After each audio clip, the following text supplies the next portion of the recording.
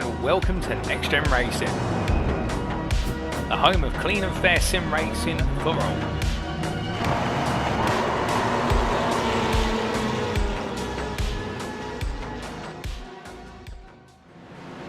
Good evening, ladies and gentlemen. Welcome to NXTGEN Racing, live on YouTube and live on Facebook. Join us on Thursday nights for the GT3's Season 8.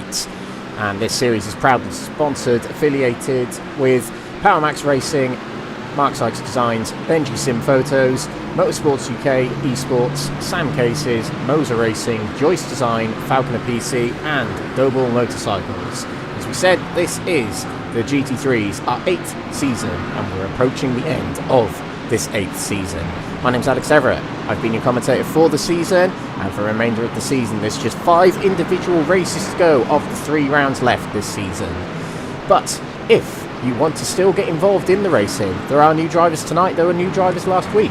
It's open all the way through the season, and the pricing you see in the top right there does change throughout the season. But if you scan the QR code to the off centre of our screen there, that will give you access to NXTGEN Racing's Discord server. From there you'll meet the drivers, meet the admins, and see all the announcements that NXTGEN Racing have to offer. If the QR code is inaccessible for you on the screen there is a link in the description of this video if you're watching on YouTube and Facebook. So, this is a GT3 championship, but there are varied formats of racing. We have sprint races, we have feature races, and we have endurances. But tonight, we're going to have a sprint race and feature race. That's going to precede with qualifying, which will be starting in approximately 13 minutes from now. And the sprint race that will precede that will be a 20-minute race. No pit stops, nothing like that, just an out-and-out sprint race. There will be a break in between the sprint race and the feature race, but that feature race will be a 60-minute race. There is one scheduled pit stop in all feature races. And of course the endurance rounds that will feature, one more will feature later on in this season, is a singular 2-hour endurance. What makes this season and series so special is the fixed setups. Every driver, the car you're given, that's it. You're not allowed to change anything on the car. The car out of the box is the car you must drive throughout the season. You can't change anything like wing angles, damper settings, tyre pressures, ride heights, nothing like that. The only thing you can change is brake bias, which has some level of help, but not that much. It is purely driver and machine in this series. And these are the tracks we have been racing on this season, and will continue to race this season as we see out the final part of the season from now. We started off all of them months ago at Fuji International 2 months ago now. That was the round 1, and round 2 was hosted at the Red Bull Ring in Austria. The first of 3 endurance rounds was hosted at Spa-Francorchamps, and then round 4 resumed with the sprint and feature race format of Imola Circuit and Thruxton Circuit to see out the first half of the season. The second half of the season resumed with Daytona Road Course, the second of 3 endurance rounds, and then last week, a week ago today, was Laguna Seca. And what a round that was. It was quite dramatic and quite a tricky track actually to overtake on, but it actually delivered some very exciting racing and dramatic races with that. Tonight is Brands Hatch Grand Prix, a new circuit to this series, so we'll see how it goes tonight. We're on the Grand Prix circuit, and next week we're heading off to Germany for the Nürburgring Grand Prix circuit. But the final round of the championship in 2 weeks from today, the final round of the championship will be hosted at the Sebring International, home of the Sebring 12 Hours, but it will be home to our 2-hour finale, a singular endurance round to end the season. And we mentioned there is GT3 machinery, and these are the cars that the drivers can choose from. The Acura NSX is one of the cars they can choose from, but the Aston Martin Vantage is one of the newer cars released on iRacing that drivers are allowed to use. Now, it was published midway or partway through this season, but choosing that car did come with its cost to the drivers. If the drivers wanted to switch from whatever car they were in before to the Aston Martin, and the same applies if they want to switch to any other car in this roster, it incurs a 50-point penalty to their total championship tally. So it does come at a pretty big cost, because 50 points is the equivalent of winning an endurance round and is more points than you can actually score in a sprint and feature race round. So a huge cost, as we mentioned. But we will see the Aston Martin out there. A few drivers have opted for it, but the other cars include the Audi R8 LMS Evo 2, the BMW M4, the Chevrolet Corvette Z06, Ferrari 296, the Ford Mustang, the Lamborghini Huracan, the McLaren 720S, Mercedes AMG, and Porsche 911. tonight, the Brands Hatch Grand Prix circuit, a legendary shaped track. It's been mostly, I'd say 98% of this shape has been how it's been for a very, very long time, as long as I can remember anyway. But some infamous corners: Paddock Hill Bend, Druids, Graham Hill Bend, Surtees, Hawthorn Bend, Sheens, Stirlings, Clark Curve. I've basically just given you a tour of the circuit, but that's how legendary this track is. It is pretty much the second home to motorsport in Britain after Silverstone, I would say. But this track is 2.4 miles in length, or 3.9 kilometres if that's your measurement system. And it's the first time it's featured in this series for as long as I've been broadcasting on Next Gen Racing GT3s anyway. So it's going to be very interesting tonight. Not as technical as last time out at Laguna Seca, but it's still a fairly short and narrow circuit, but it's much faster. Plenty of fast sections and fast corners, such as the Pilgrim's Drop and Hawthorn Bend and Westfield Bend. Very, very fast sections on this track. But let's introduce the championship situation as we head into tonight. We've only got 5 individual races left, as we mentioned, ladies and gentlemen, so it is crucial at this point in the season to get good results if you want a sniff at the championships. So we'll start off with the gold category. First of all, it's Ben McCluskey in the lead of the championship by 60 points. That is more than the amount of points you can get in a singular round. So realistically, if Ben McCluskey can get himself a good round tonight, it means that he's on the cards to win the championship in round 9 next week. So he's got that on his mind. He's going to have that on his mind tonight. He's going to go for it, and he did well last week at Laguna Seca, scoring plenty of points. Actually 3 less than the person who scored the most points that round. So another good round for Ben McCluskey, and he can get that number 1 back, as he lost it last season to Stephan Wessels, who sits in 3rd. But between the 2 aforementioned drivers is Harry Langford, who's having a strong, consistent season. No race wins under his belt this season, weirdly enough. Just going to double check my stats there. Yep, no race wins this season, but still scoring a huge amount of points to reward himself with 2nd in the championship. But he's got an 11-point gap over Stephan Wessels, who won the sprint race last week and has won plenty of races this season. Is in fact won the most tied the most races this season in the gold category: 3 sprint races and an endurance round. So Stephan Wessels is on the hunt for that 2nd in the championship. He is the defending champion, and well, it's not out of the question yet, but it's slipping away keeping that championship. So let's see how we get on for the remaining 5 races, 3 rounds. Dominic Pester, who I believe is not taking part in the championship anymore, is 4th position. And Jack Pittas has an opportunity to take 4th in the championship tonight. Mr. Consistent will get himself up to 4th place if he does well tonight. But William Guthrie in 6th position. There's a lot of zeros at the start of the season. That's because he is a late entrant to the season. He started off at Imola, but since then he has won 2 races, including the feature race last time out at Laguna Seca. He is on the hunt for not only a top 5 this season, but a top 4, and that would be extraordinary if he can do that, considering he's a part-timer in this series. Gaz Williams, 7th position. He'll also be on the hunt for the top 5 position. And the following 3 in the top 10 are Brandon Schmidt, Adam Wilson-Weir, who had one of his best rounds last time out at Laguna Seca, including a brilliant qualifying performance, and Gavin Gardner in rounding off the top 10. Over to the silver category now, and it's Brandon Vincent-Squibb leading the championship, and he's leading it by more than a whole round's worth of points. So he, like Benji McCluskey, if he can get a good round in tonight and a good round in next week, it means he can, on points really, he can win the championship next week. But he needs a good round tonight. Last time out he had a bit of a scare. He nearly DNF'd from the opening race of the night due to an incident he had. It put him into the tyre wall, but he was able to complete the race and get himself a good starting position for the feature race, and he went on to finish 2nd in that, just behind the race winner, who was Phil McDougall, who is 3rd in the championship heading into tonight. He had a double win last time out at Laguna Seca. Got the Grand Slam in the sense that he got qualifying pole position and 2 race wins, but did not get the fastest laps. It's the only thing he couldn't tick off the list, but still a good round last week for Phil McDougall. Jason Raff, 2nd position though, splits the 2 of them. He's just 4 points ahead of Phil McDougall, so he's got to get his head down to try and maintain that 2nd place.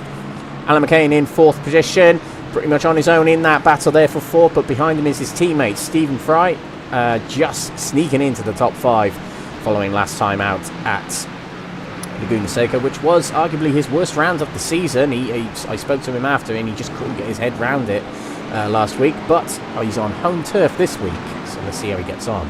Matthias Smolny, very much a part-timer in this series. He's 6th position, with Wojciech Kurp in 7th. Bartosz Makoda, a former race winner at Daytona, is 8th position. Matthew Addy 9th, and Nigel Stock in 10th position. Bronze category next, and it's Oliver Forsström, who's led from pretty much round 2 this season. But that lead is slipping as Stijn Weytens is now only 14 points behind. Stijn Weytens has been in terrific form recently, especially last week, especially at Forsström a couple of rounds ago. Stijn Weytens, if he can get himself more good results, he can close in on that top spot. So let's see how tonight goes.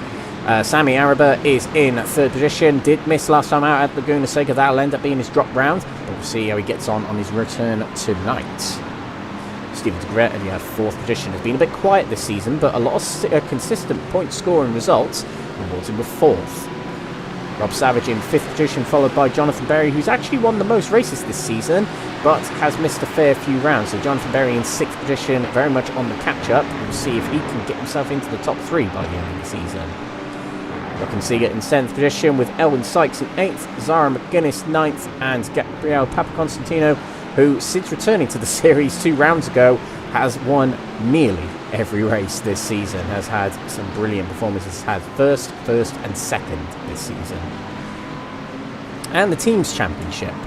Quatermass Motorsport lead at the top by 13 points from Mission R. This Teams Championship ebbs and flows all the way through though, so don't write off any of these teams that we're mentioning shortly, but I would say the top 3 are the ones going for the championship at the moment. Quatermass Motorsport, Mission R and CSA in that order, separated by only 40 points, and 3 drivers, 2 of the best drivers per race, contribute the points, so there's a lot of points up for grabs for these teams round by round. Mission R powered by Mortar 4th, and Crest Autosport Porsche in 5th position.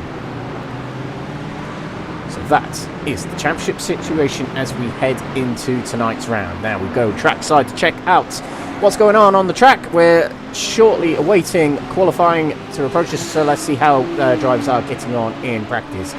Benji McCluskey, well, we did say he had to get a good round in tonight to see if he can get closer to a secure championship win next time out in round 9. And so far so good in practice, but only by half a tenth over William Guthrie. So we'll see how tonight goes. Phil McDougall in 1st place in silver category. Not a huge gap over Nigel Stock, but Phil McDougall, who was rapid quick last time out at Laguna Seca, takes that form into this week, it seems. Brendan Vincent-Squibb, the championship leader, is down in 4th there, as we can see. And in the bronze category, Stijn Weytens, who was quick last time at Laguna Seca, is a long way clear of all of his rivals in the bronze category at the moment in practice right now. So let's see if those drivers we've just mentioned can carry this over to qualifying. Certainly make things interesting if any of them can.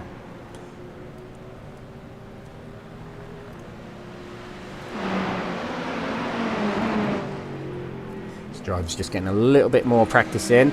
Now, not clear skies above us here at Brands Hatch, and in real life, yeah, it's a fairly overcast. But it has been a bit wet this week in the UK. I can vouch for that, up in Northampton. But, oh, wrong way, Harry. That is the way to Northampton, but not Brands Hatch. So, yeah, not expecting rain tonight, but anything could happen. It's the UK at the end of the day. And next week, we're in the Eifel region of Nürburgring, and notorious for rain there, so we'll have to see how it goes. A minute and a half to go of practice. Qualifying coming up. Now, the special thing about qualifying in this series and the qualifying sessions we have is it sets the overall grid for the race. Naturally, that's what qualifying does, but it does not group the categories. It does not. It means overall qualifying will mean that all drivers will start together. So it's a big, big grid of near 40 drivers tonight, and they'll all start together, whereas the feature races, where the grid for that is based on the sprint race results, but all the drivers are grouped into their categories and reversed from the sprint race results. But the qualifying here is extra special because it is the overall positions of the drives we're looking out for. But it's still important for the categories because you can still get a bonus point by being the highest qualifying driver in your category. And that will get you 1 extra bonus point. And at this point in the season, anyone will take any points they can get.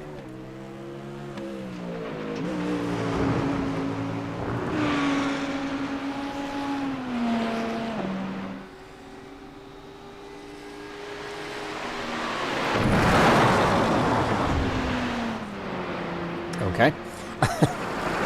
Yeah, so we are seeing a lot of drivers heading off into the gravel, onto the grass here. There's no real way in the form of runoffs here. So heading out of Paddock Hill Bend is going to be a notorious one, especially because it's so inviting to go over that runoff curb. Pretty much the only runoff you actually have at Brands Hatch, and if you touch the gravel it really bogs you down. So that's going to be crucial, seeing that and seeing people take dive bombs into Druids Bend. I'm going to refer to it as the dive bomb because, well, that's what Druids Bend does. We've all watched the British touring cars. So let's see what we get tonight in the form of overtaking.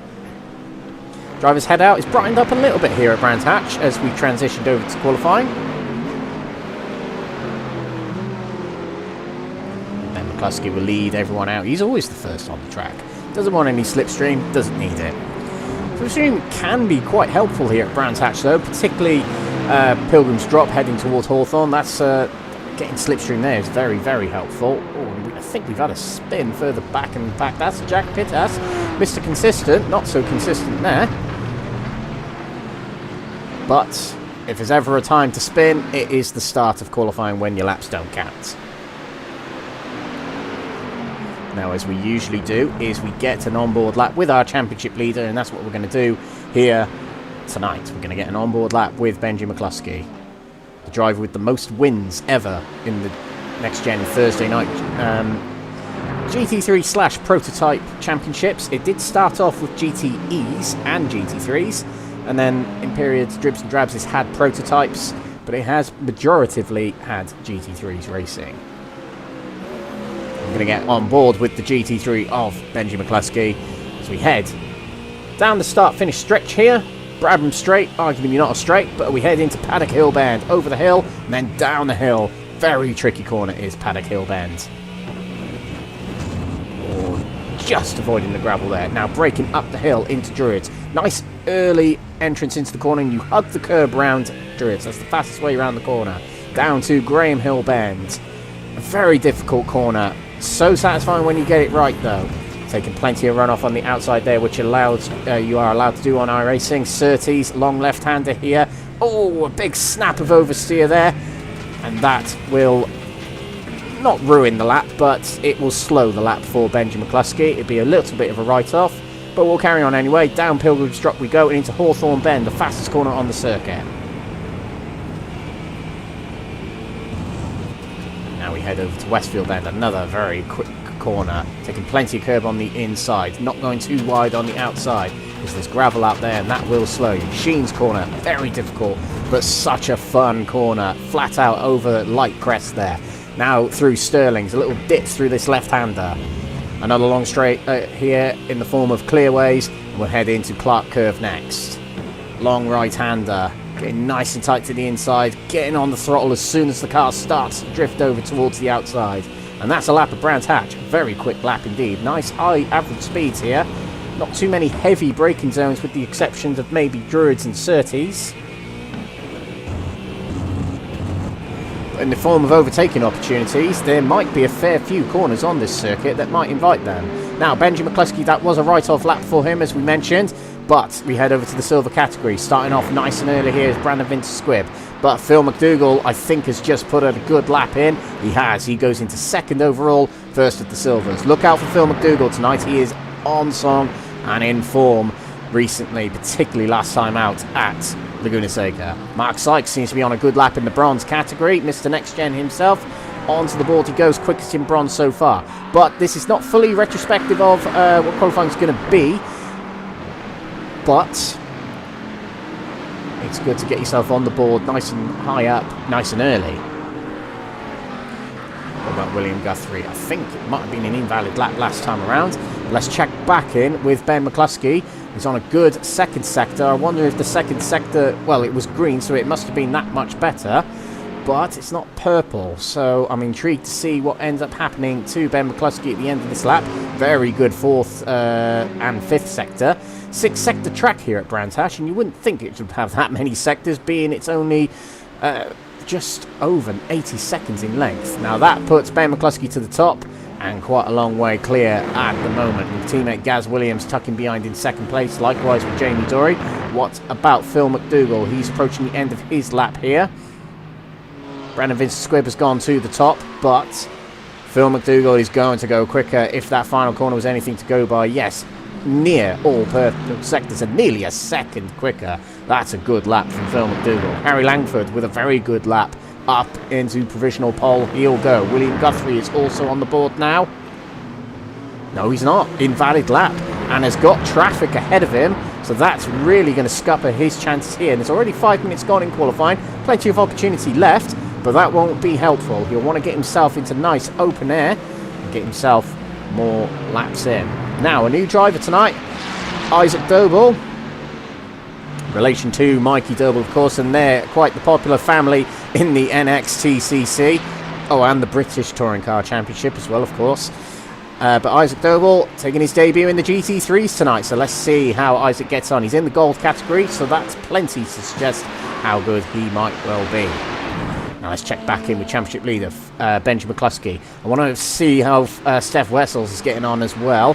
That looks like a pretty good lap from McCluskey, and it is 3/10 clear of Langford to the top of the standings. What about Stephan Wessels?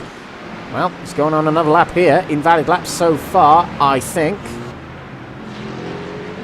So we'll come back. Quickest in bronze at the moment is Jochen Siegert. Nice good gap in the bronze category at the moment. Isaac Doble gets himself onto the board, and actually, as I say that, silver category Phil McDougall, put him in gold category because he's gone quicker than everyone. He's the fastest driver on the track right now. So we'll see if he gets beaten, and just going quicker in the bronze category, of that category, should we say, is Robert Savage. He's a race winner this season, Rob Savage. When was it? I can't remember. But he's won 2 races this season, a sprint race and a feature race. I just can't remember when. Dirk Wagner goes quickest in the bronze category, and there's a couple of drivers putting in purple sectors now. So keep an eye on all of them. Oh, someone going off into the barrier there. That, I think, was Sammy Araba. Let's just get a quick replay of that. That was going through Paddock Hill Bend and straight into the wall.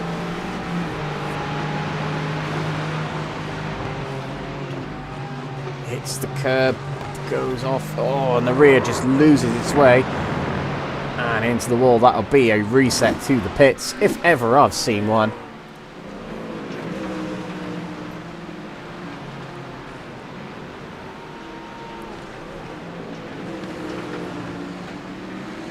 Okay, so William Guthrie and Stephan Wessels still get to set laps.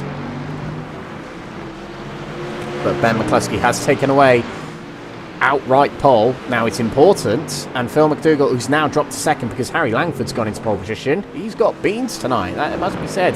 Oh, and Brandon Vincent-Squibb going off the track, pushing extra hard. Feeling the pressure, maybe, with Phil McDougall doing rather well recently. Maybe. The championship leader off in the gravel just then. Now Nigel Stock is also looking quick tonight as well. The Corvette looking good, sounding good, and is good by the seeming of it. But let's check over to Stijn Weytens. Purples all over the shop there. And he goes provisional pole in the bronze category and 9th place overall. And that might be a good opportunity to switch to the overall standings. Now, we're still going to monitor who's quickest in each category because it gets then the bonus points. But also, you want to keep an eye on the colours on the timing tower there, because the further away these drivers are from other drivers in their category, the more safe they're going to be, relatively speaking, in the race. It means they've got less chance of their rivals trying to overtake them, whereas when you start all together, you're in immediate danger from them. So it's quite important that Stijn Weytens is quite a way away from Oliver Forsström. And McDougall and Stock are quite a way away from Alan McCain and Vincent-Squibb. Phil McDougall, 3rd overall. And just set an even quicker lap. Wow, this is real good from Phil McDougall and Nigel Stock. That Corvette must be ticking round here. Not many Corvettes out there. I think Jamie Dory's the only other Corvette out there. A little bit of slipstream from William Guthrie ahead to go with it as well for Nigel Stock. Is that a decent lap? I don't think it is. I think it's a cool down lap. So let's see who else is on a good lap. Alan McCain seems to be on a pretty good lap out there as well. That 5th sector being particularly good. So will Alan McCain go further up? Yes, he will, but only a few overall places. To 12th he'll go, and 3rd in silvers. Championship leader in the bronze category, Oliver Forsström. A couple of good sectors on this lap. 19th at the moment, has got a way to go to catch up with Weytens. That is quicker, but stays in 19th. Still behind Dirk Wagner for 3rd place. Jason Raff seems to be on a pretty good final part of the lap here, although that final sector wasn't much to go by. He'll stay 17th, but moving up to 7th place in overall. 5th place in category, Stephan Wessels. Not a great start to qualifying at the moment. Same can be said about William Guthrie. He hasn't quite hooked it up yet. The winner of the feature race last time out. Now let's keep an eye on William Guthrie here. He's got Nigel Stock hounding him behind, and Nigel Stock we've seen already. He's been doing quick laps and he's backed off to get himself a good run up out of Surtees for a new lap. And Isaac Dogle has just gone to 4th place, we can see on the stands there. Brandon Vincent-Squibb's gone quicker as well. So is Stephen Fry, not the one on Celebrity Traitors, or isn't on Celebrity Traitors anymore. Our Stephen Fry is 12th place overall now. So Crest Autosport doing good tonight. That makes me happy. But William Guthrie's still 24th at the moment. Not quite going right for him. He just can't seem to get a clean lap in. But Langford's the one holding pole position at the moment.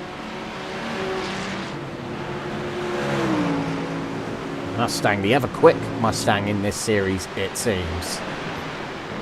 Oliver Forsström, quicker lap then, and he's just been put down a position by Josh Down. 20th position, he'll go 3rd place overall. We haven't heard much from Josh Down this season, but this qualifying session, so far so good actually. Jason Raff and Gaz Williams have just gone quicker. Gaz Williams up to 5th and Jason Raff up to 8th position. Jason Raff putting himself into contention for the top 3 here for the silver category in this qualifying session. He's going for 2nd in the championship in these final few races. And it's been a bit of a breakthrough season actually for Jason Raff. Appeared out of nowhere really. 1 race win last season at Algarve, but this season has gone very, very well with a couple of race wins. Now, Phil McDougall did go quicker on his last lap, and look at that Mercedes drifting out of Druids there. Really, really pushing it is Phil McDougall. And Harry Langford went quicker, but he's still behind Benji McCluskey, who took that away from him just a moment ago. But so close between the two of them, just 12 thousandths of a second. You can't even blink, you can't blink that quick, you can't measure that much. So close. Ben Altra, 12th position. He's just put himself there. Quickest of the session for him so far, and Alan McCain puts himself up into that silver category contention. 4th place in category, 10th place overall. Some of these silver category drivers are going real quick tonight.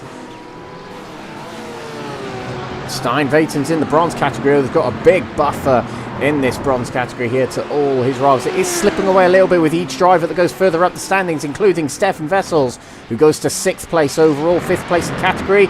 Pushed down 1 position by Gaz Williams, going into the top 5 overall here. A lot of drivers, once they get the tyres warmed up and the car hooked up, there's no stopping them by the seeming of it. Now, Brands Hatch is a little bit of a Marmite circuit, I find. It's one that I've typically not got along with on iRacing, but there's some drivers that really do get along with it. Okay, any other drivers doing quick laps? We might be in a little bit of a calm down period. Brandon Vincent-Squibb's not calming down though. 5th place in category, gets himself right behind his fellow championship rivals with the exception of Phil McDougall, so that's better than it was looking previously. Matthew Addy puts himself higher up the standings, up to 17th he'll go. And Ben Altra up to 8th place. Now William Guthrie, we missed him do this lap, but up to 4th place. He's got himself a clean lap in. I feel like William Guthrie feels like he's got more in the tank. What about Oliver Forsström? Second place in bronze category. It's a good position to be in the bronze category for the championship leader. And he goes quicker. He goes not too far behind, time-wise, behind Stijn Weytens, but right behind him, or alongside him, shall we say, on the grid at the moment. That's what he needs. Two championship rivals side by side on the grid as it stands. Intrigued to see how Isaac Dobel gets on tonight. Another person to contend in those top positions, maybe. 6th place for the time being. Jamie Dory, fastest lap of the session, up to 12th place overall. Jack Pittas goes up to 9th place. Going for 4th in the championship is Jack Pittas. Brandon Vincent-Squibb with a good final sector there. Is it quicker? No, it's not. Was a couple of hundredths off on that lap. Let's just see what the gap is overall in this field. There we go. The top 18 separated by less than a second. That is a narrow margin. Oh, spin up ahead. I think that's Craig Tordock who spun up ahead there. We just went past it there. Fastest lap for Ben Altria. Personal best. Up to 5th place. Oh, Aston Martin looking quick. Looking very green and mean out there as it was coming out of Druids corner. Oh, a little bit of grass there. That'll upset that lap. But 5th place at the moment. Pretty good. And we've got 5 minutes to go in this session. Gaz Williams. What's this lap going to be? Is it one green in there? I do struggle with the green and yellow. But if I squint a bit, I can see him. Up quicker on that lap is Gaz Williams. Now in the pits at the moment is Stijn Weytens. He might be able to get himself back out, get the tyres warmed up and go for more laps. His pole position in bronze category is not safe, I would say, with Oliver Forsström, who could hook up an extra quarter of a second. Well, he's not going to do it there because that was an off track, but could get an extra quarter of a second if he can find it. One of the few McLarens out on the track, and that definitely isn't the way to be going to catch up quarter of a second, but there's more laps to be had. Stephen Fry, quickest personal best of the session so far, up to 16th, right behind rivals Brandon Vincent-Squibb and teammate Alan McCain.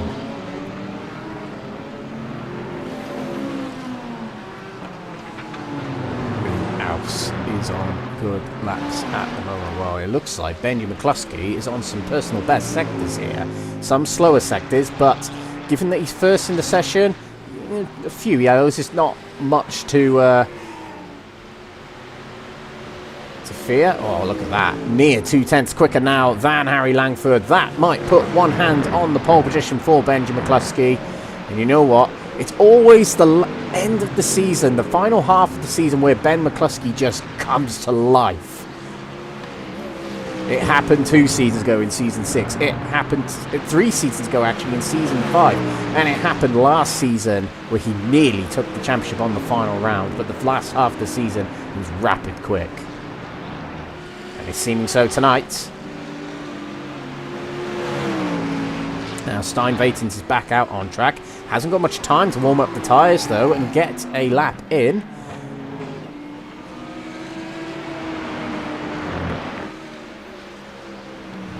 Stephen Fry still going quicker, up to 5th place. Puts Brandon Vincent-Squibb down to 6th place in category. 16th overall. And Phil McDougall is a long way clear of the silver category drivers at the moment. Still in 4th position. So, just like last week, looking quick yet again this week. So our current provisional pole sitters are Benji McCluskey, Phil McDougall and Stijn Weytens. Stijn Weytens and Phil McDougall in their respective categories won the feature races last time out at Laguna Seca.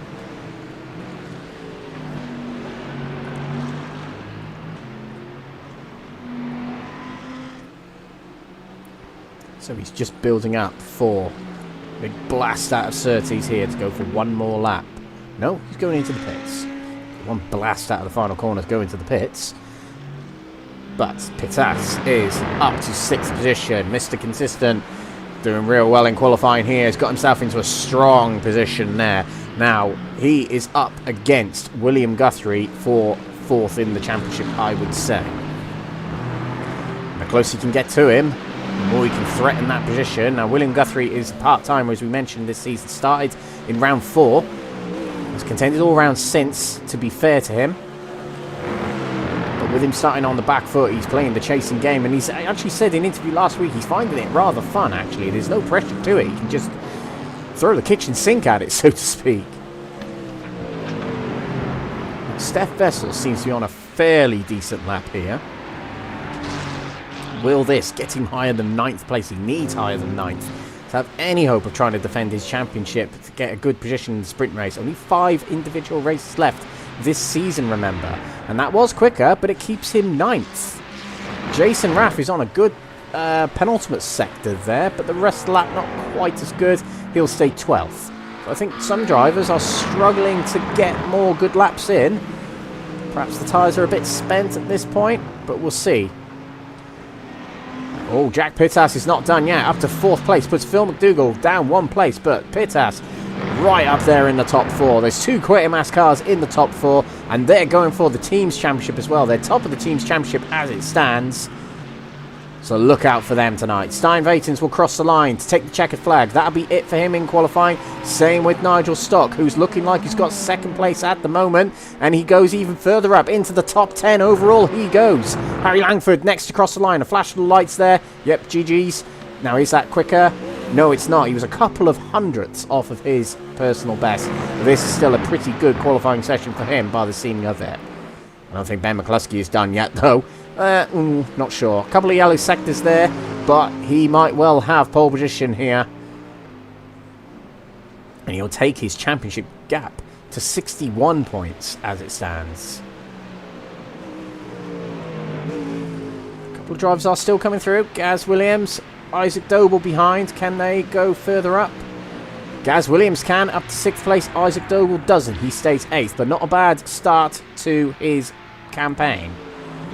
Jack Pittas will have a no. No, he won't. He'll go into the pits. He's done with it. But Brandon Vincent-Squibb, he's got to try something here. He's 6th at the moment in category.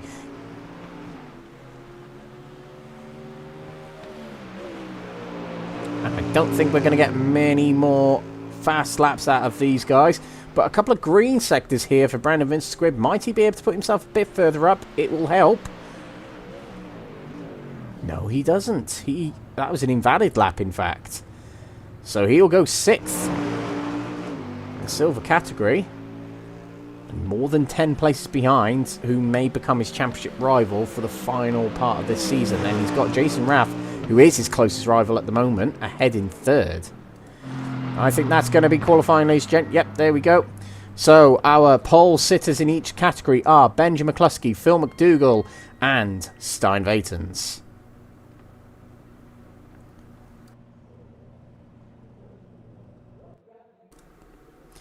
So we'll head straight into the race now, ladies and gentlemen. We're not wasting any time. We're going to get ready to grid up for our opening race of the night, which is a 20-minute sprint race. No pit stops to be expected in this one, unless anything unusual happens. But this is a grid for our opening race of the night. It's Benji McCluskey on the front row. The championship leader leads us off in this sprint race tonight. Harry Langford 2nd in the championship, is 2nd on the grid. William Guthrie 3rd position with Jack Pittas alongside him 4th. Fastest silver category driver in qualifying is Phil McDougall in 5th place overall on the grid with Gaz Williams alongside him.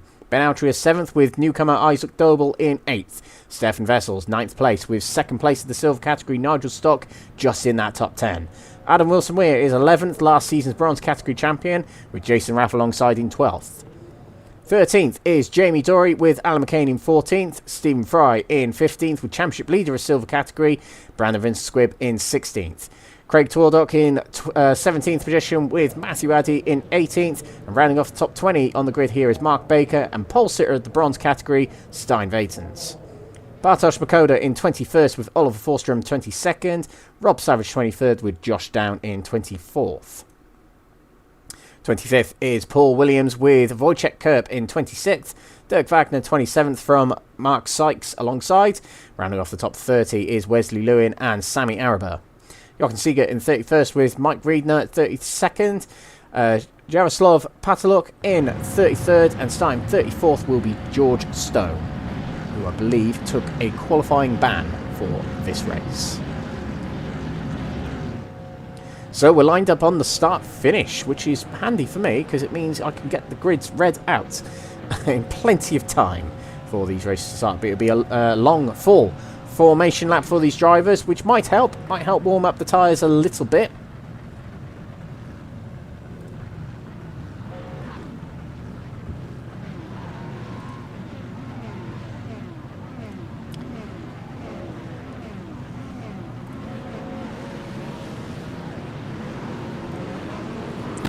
Go away for the formation lap here at Brands Hatch, and it's a 34 car grid. I hate to admit it's the smallest grid of the season, and we do get to that point in the season where drivers do start to drop off. That's natural with any league on iRacing.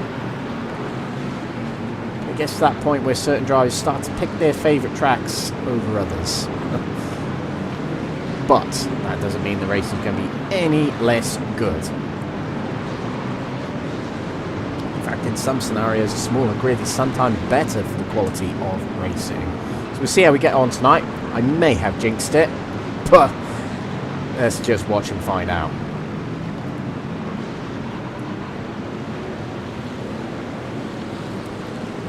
Wonderful track is Brands Hatch Grand Prix. Plenty of memories of watching British touring cars. Well, not for me, but Formula 1 highlights over the years. Nigel Mansell winning here in 1985. It's a fantastic highlight from Brands Hatch. And of course, plenty of champions in the British touring cars have been crowned here. Most recently, Tom Ingram.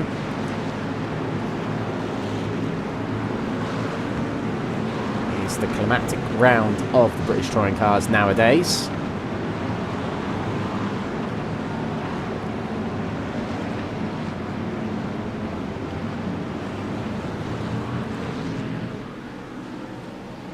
Drivers shake the cars around. They're getting as much warming up of the tyres in as they can. And the only thing they don't want to do is bonk the cars into the side of one another.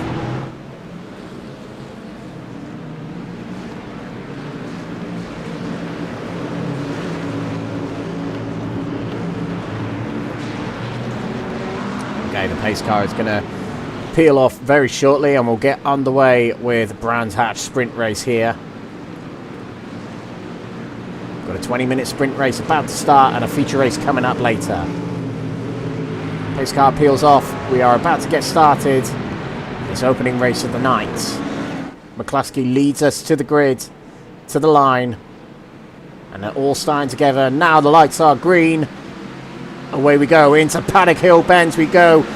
Langford on the outside, but Guthrie's already to the inside. Oh, and sideways is the Quatermass driver. Spins in front of all the field, and somehow most of them avoid already. But up to Druids Bend, losing lots of positions, is the Quatermass driver. Promoting is William Guthrie and Phil McDougall. Up to second and third they'll go. Nigel Stock, second place still. He somehow avoided that spin from the Quatermass driver at the start of that race. But look at this, it's Brandon Vincent-Squibb already on the move. Past Stephen Fry he goes, but Fry's fighting back on the exit of Surtees. As we head towards Pilgrim's Drop, Stephen Fry will have the better line going into Hawthorns, but who's going to be the faster of the two drivers into that corner on very cold tyres? Fry gets it back in front, but will Vincent-Squibb get him on the undercut? No, he won't. He'll stay fourth, but he's up a few places already, is Vincent-Squibb. Past Jason Raff and McCain at the start of this race. McCluskey, good start to this race. Mustang v Mustang with Guthrie right behind. In the silver category, comfortable gap to his rivals is Phil McDougall. Oh, and we have to go to Oliver Forsström, the championship leader in bronze category. That's not looking like a very healthy McLaren right there. So this is what's happened to the championship leader in bronze category. Something's happened to Stephan Wessels as well. He's way down the order. Oh, the car just gives way. Cold tyres, and that's it. Into the barrier. Oh, and he collected another driver while he was at it. I think that was Sammy Araba. Let's get back to the live pictures. I'm not sure what's happened to Stephan Wessels. I don't think he's even in this race at all. So that might well be it for Stephan Wessels. That might well be championship defending bid over. Yeah, he's not on the track. That's a huge, huge shame. Okay, so from 10th down is a big gaggle of silver category drivers, headed by Nigel Stock in second place. Phil McDougall is checked out already in this race pretty much, unless something weird happens. But then down to 18th place. This is Stijn Weytens in the lead of the bronze category. His championship rival, Oliver Forsström, has to get a fast repair and has to pick up what he can from this race in 9th place currently in category. So this will be points back for Stijn Weytens in this race. Now there's drop rounds to consider as well. We'll see if we can get updates on the points as we go by. Now Paul Williams is racing tonight, so that might help. Oh, hang on, Nigel Stock is off into the gravel. What was looking real good for him so far, that is very upsetting for him indeed. This is what's happened to Nigel Stock. That was Brandon Vincent-Squibb behind him as they head through Dingledale and now Sheens. Yeah, contact from Brandon Vincent-Squibb, and that sends him round. I've got a feeling Brandon Vincent-Squibb won't get away with that.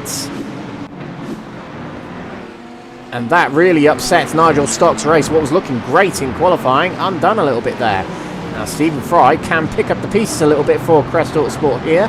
3rd place. Looking very quick tonight. He did not have a good time at last time out at Laguna Seca, but he's rivalled here at Surtees by Jason Raff. A little bit of contact there, and it puts him off wide. And now he's rivalled by Matthew Addy in the Aston Martin. And on the outside of him now is Alan McCain as they head towards Hawthorns. Two teammates might have to work together here, and I think Stephen Fry has dropped out and let Alan McCain get ahead. So, in a matter of a few corners, Stephen Fry is losing loads of positions, but an overshoot there for Bartosz Makoda. He drops down a few places as a result of that overshoot. Stijn Weytens slips through. Oh, contact between Matthew Addy and Jason Raff. Raff is through, and the silver categories, they're getting a little bit feisty out there already. McCain versus Matthew Addy through Clark Curve we go. Still side by side. There we go. We want to see side by side action, not argy-bargy. McCain is up to 4th now with that. Fastest lap of the race. Overall, in fact, Phil McDougall, get him into gold category now. That's super, super quick from the silver category driver, keeping up with the top 2 in gold category at the moment. Now each category get their own fastest lap bonus points. And Phil McDougall will have that currently for the silver category. Now gold category looking tight here between McCluskey and Guthrie.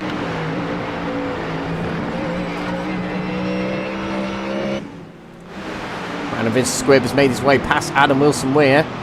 Jason Raff trying to keep up there. Now Brandon Vincent-Squibb from qualifying has recovered fairly well so far, and Alan McCain making a move on Jason Raff there.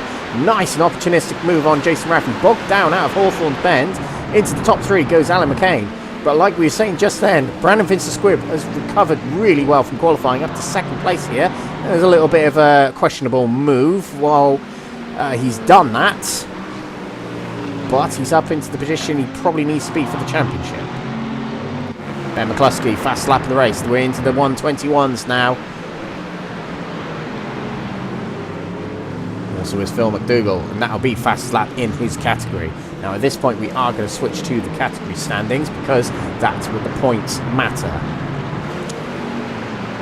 2nd place in bronze category, Josh Downey's having a very, very good race here. Not seen much of him this season, as I mentioned a moment ago, but 2nd place right here. This will outright be one of his best results of the season, if not the best result of the season for him. A long way off Stijn Weytens. Stijn Weytens is up there in 15th overall at the moment. Him and Phil McDougall really, really setting a higher benchmark in their respective categories in recent events. Squibb stretching away from his rivals behind. Leaving them for dust a little bit back there behind Adam Wilson-Weir in 10th position.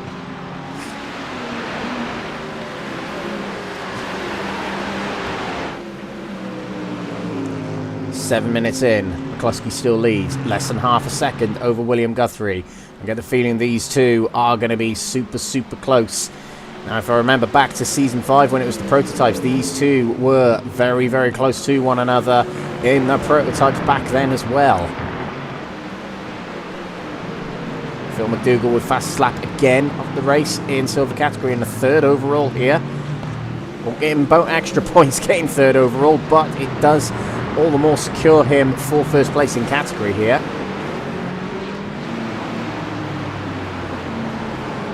Jochen in third place in category. He's quite a way behind Josh Down. Oh, no, he's not. Josh Down is just here. So, second can be challenged by Jochen Seeger at this point still. And Oliver Forsström is still very much on his way to picking up points still. Oh, and there's stuff going on here. Whoa, that is a big, big pile up there involving Nigel Stock, involving others. Let's just see if we can find what's happened there. I think it started off with an instant from Stephen Fry.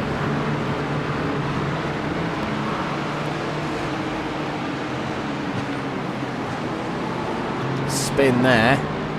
Oh, and he collects Bakoda. And he collects a next-gen car. I think that was Gaz Williams.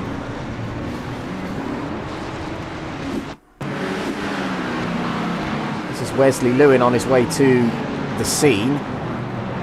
Hits the back of Gaz Williams.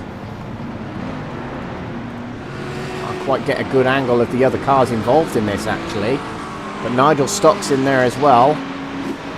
There's a lot of cars collected in there. Oh, and we have got a yellow flag, a caution. So this slows down the field. And the reason they've done that, the live stewards in this, is so that the track can get cleaned up, the cars can get themselves back on the track.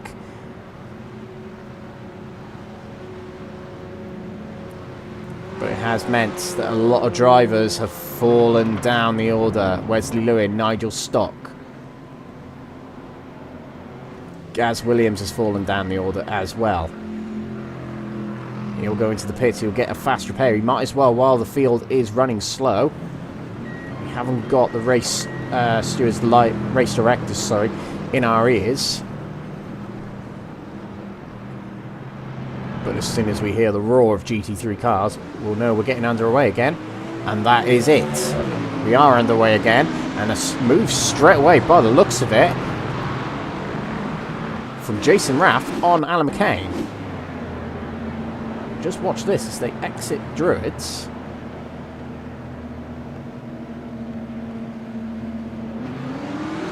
Yeah, just slammed on the throttle to get to the inside of Alan McCain. Caught Alan McCain napping a little bit there. But Alan McCain, by the looks of it, has got it back. Back into third place he'll go. Oh, and that was a spin, actually, for Jamie Dory. Now, this is him up against, I think that's Craig Tordock.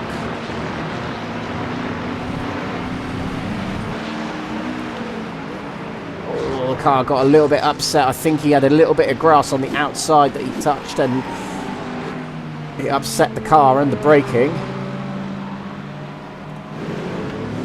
Guthrie is a little bit closer to McCluskey, not close enough to make a move just yet. The thing is, between these drivers, they're at the peak of their powers, really, that they've got to be super close. One's going to make a mistake, which is very rare from both of these, for them to make a move. That's why qualifying is quite important.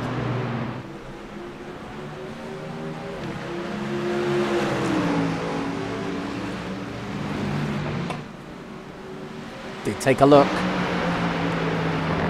That's how close Guthrie is to Ben McCluskey. And what I'm rather looking forward to next season is if both of these are going to contend in GT3 machinery full time all the season next season, it's going to be close between them. And don't write off also Stephan Wessels and Harry Langford, but both of which their sprint races are rather scuppered here. As Harry Langford's still running, but in 10th position, and Stephan Wessels is at this race. There's 0 points for Steph. That allows Jack Pittas and William Guthrie to probably close in more on second and third with this race. But drop rounds have to be considered as well. It's a little bit complicated when you think about that, I would know. Well, that was Benji McCluskey defending a little bit going into Druids there. So you must feel that William Guthrie is trying it. nosing around, making a move.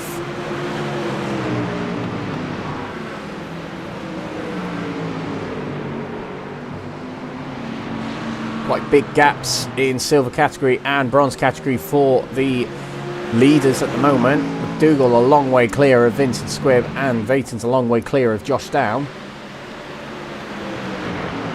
But this battle for the lead in gold category is very, very close. Oh, a bit wide there for McCluskey. Kicks up the gravel onto the track, trying to throw it in front of William Guthrie's car like bananas on Mario Kart. But it's not going to work. Guthrie, as close as he has been. This is close. He might well try it. No, he won't. He's backing out of it. He might try it at a different corner. He might have the corner that he wants to try the move on in his head. But what he doesn't want to do is make a diving move, make a mistake, and ruin his chance. He'll want it to be the right opportunity. There's 7 minutes left in this race.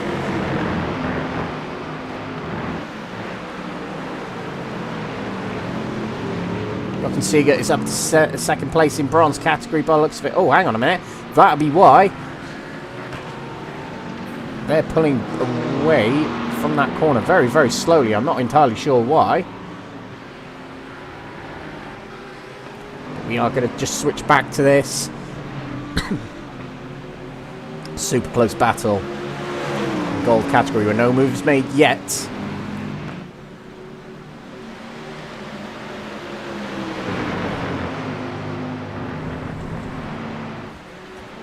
We're yet to see these two proper battle it out in this season so far. They've been quite separated as William Guthrie makes a mistake heading out of Westfield Bend there.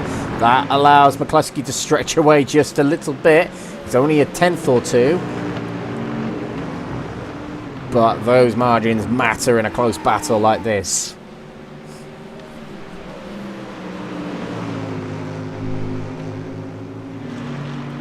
Third place in gold. It's gone under the radar a little bit, but Ben Altria third position in gold category. Very impressive performance in this race so far from the Aston Martin driver. So full tilt, not quite full point, but they're going for it. Second and third in category right now. They're no official team in the championship at the moment. It may well be next season.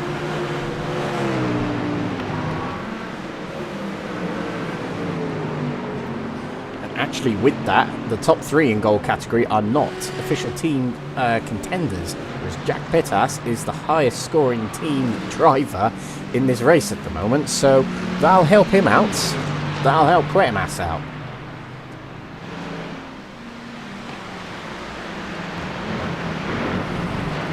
Still close in this battle for second in bronze category. Josh Downer won it back, but Jochen Seeger has had a quiet season, I would say. He'd be keen for second place. One of his better results of the season. Same with Josh Down.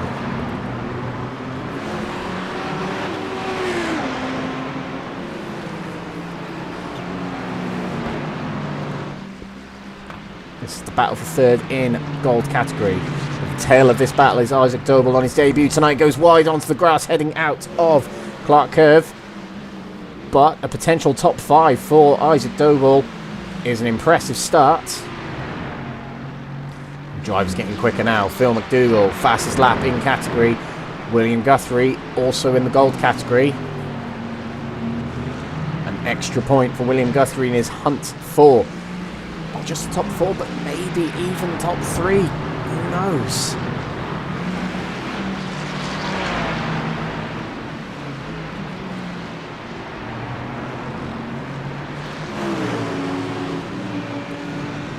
Three and a half minutes left in this race.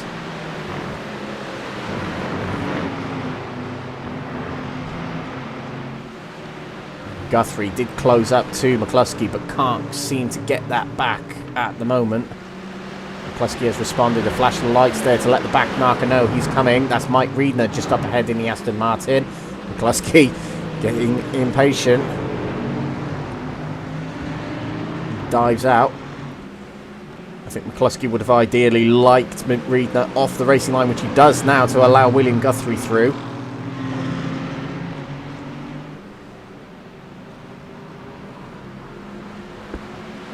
minutes to go in this race. Maybe around about 2 or 3 laps. Oh, a little bit of the gravel taken by McCluskey then. Would have slowed him down a tad, and it has. It's now a little bit closer between him and Guthrie. That's the fine margins we're looking at in this category. We've got Addy against Jason Raff here. They're side by side heading towards Paddock Hill Bend. But Addy on the outside had to back out of that.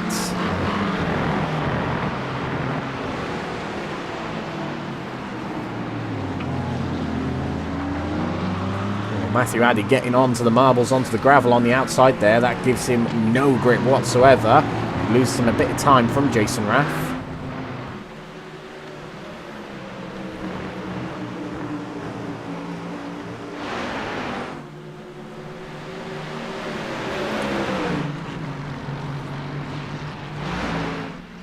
Third is in category, still very much on between Altria, Pittas and Doble.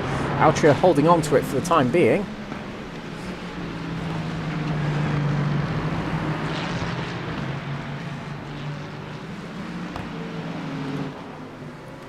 Have we got a white flag being waved for us on the marshal post? We haven't, so there's going to be 2 laps remaining. McCluskey will not like to see that. He'll want just 1 lap to go. But there's enough time to do 2 laps, so we'll go for it. Oh, Jamie Dory, yellow flag for him. Not entirely sure what the yellow flag is for.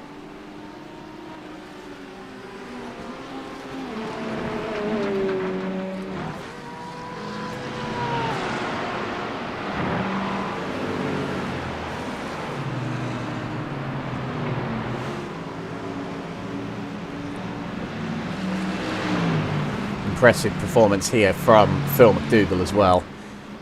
3rd place overall, dominated silver category.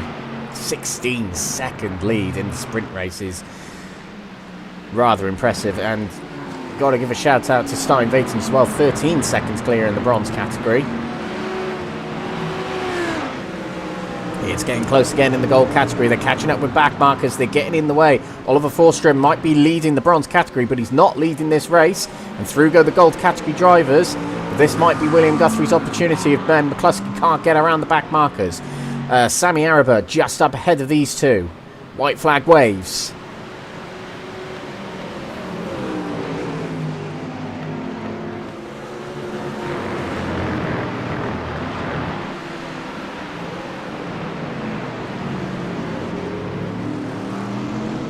Got themselves in the clear a little bit here from those 2 back markers.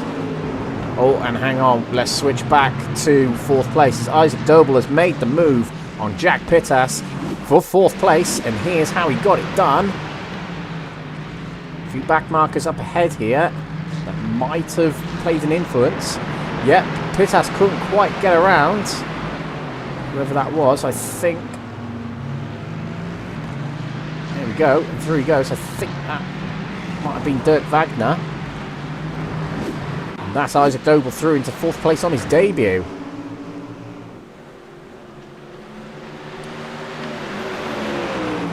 Well, he's probably been made to sweat for it, but McCluskey might well be on his way to secure another win this season. And 1 step closer to the title. This will be his 3rd race win of the season. Believe it or not.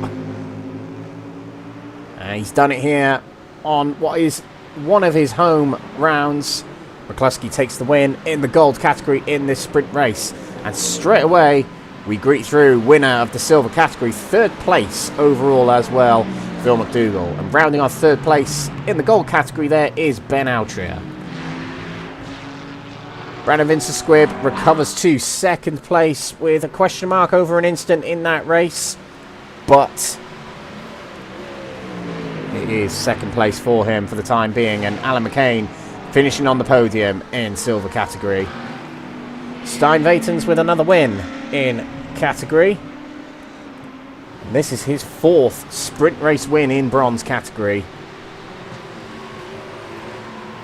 And might well get himself closer to that top spot in the championship.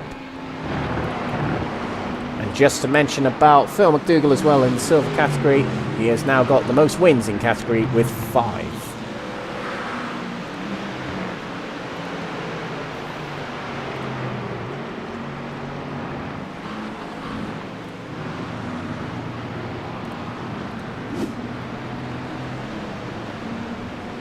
did get a full course caution in that race due to a very big incident heading out of Surtees, and a couple of nice overtakes in that race.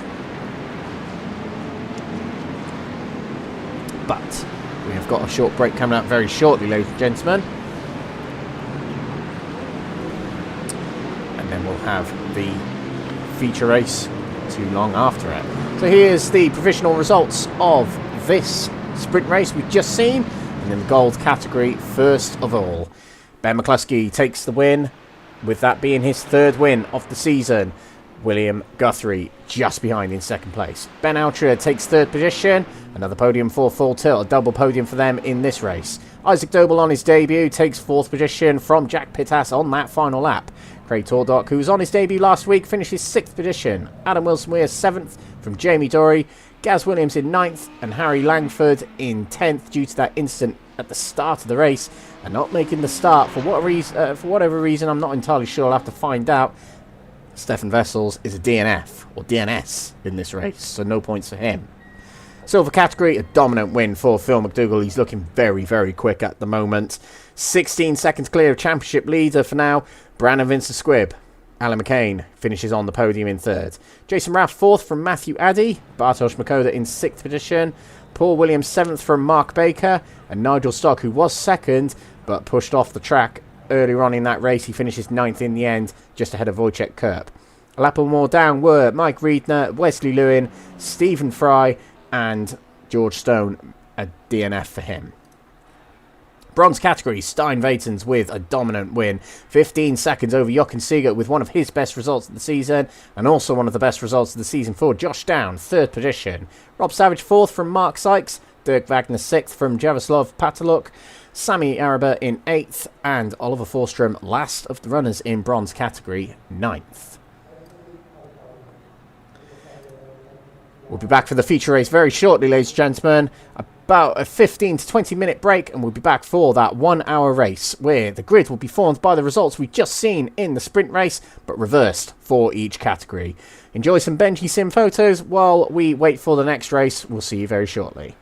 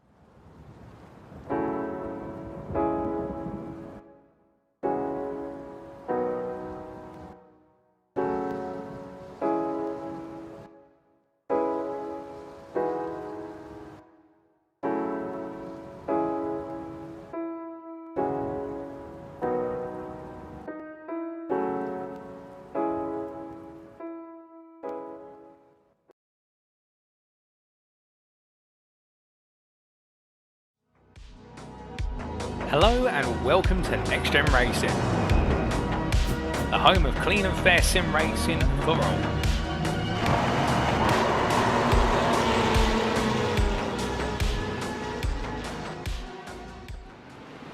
all. Welcome back everyone, you're watching NXTGEN Racing live on YouTube and live on Facebook. This is the GT3 Season 8, and before we get going or resuming tonight, ladies and gentlemen, let's give a shout out to our partner, sponsors and affiliates of NXTGEN Racing. That are Power Max Racing, Mark Sykes Designs, Benji Sim Photos, Motorsport UK Esports, Sam Cases, Moser Racing, Joyce Design, Falconer PC and Doble Motorcycles.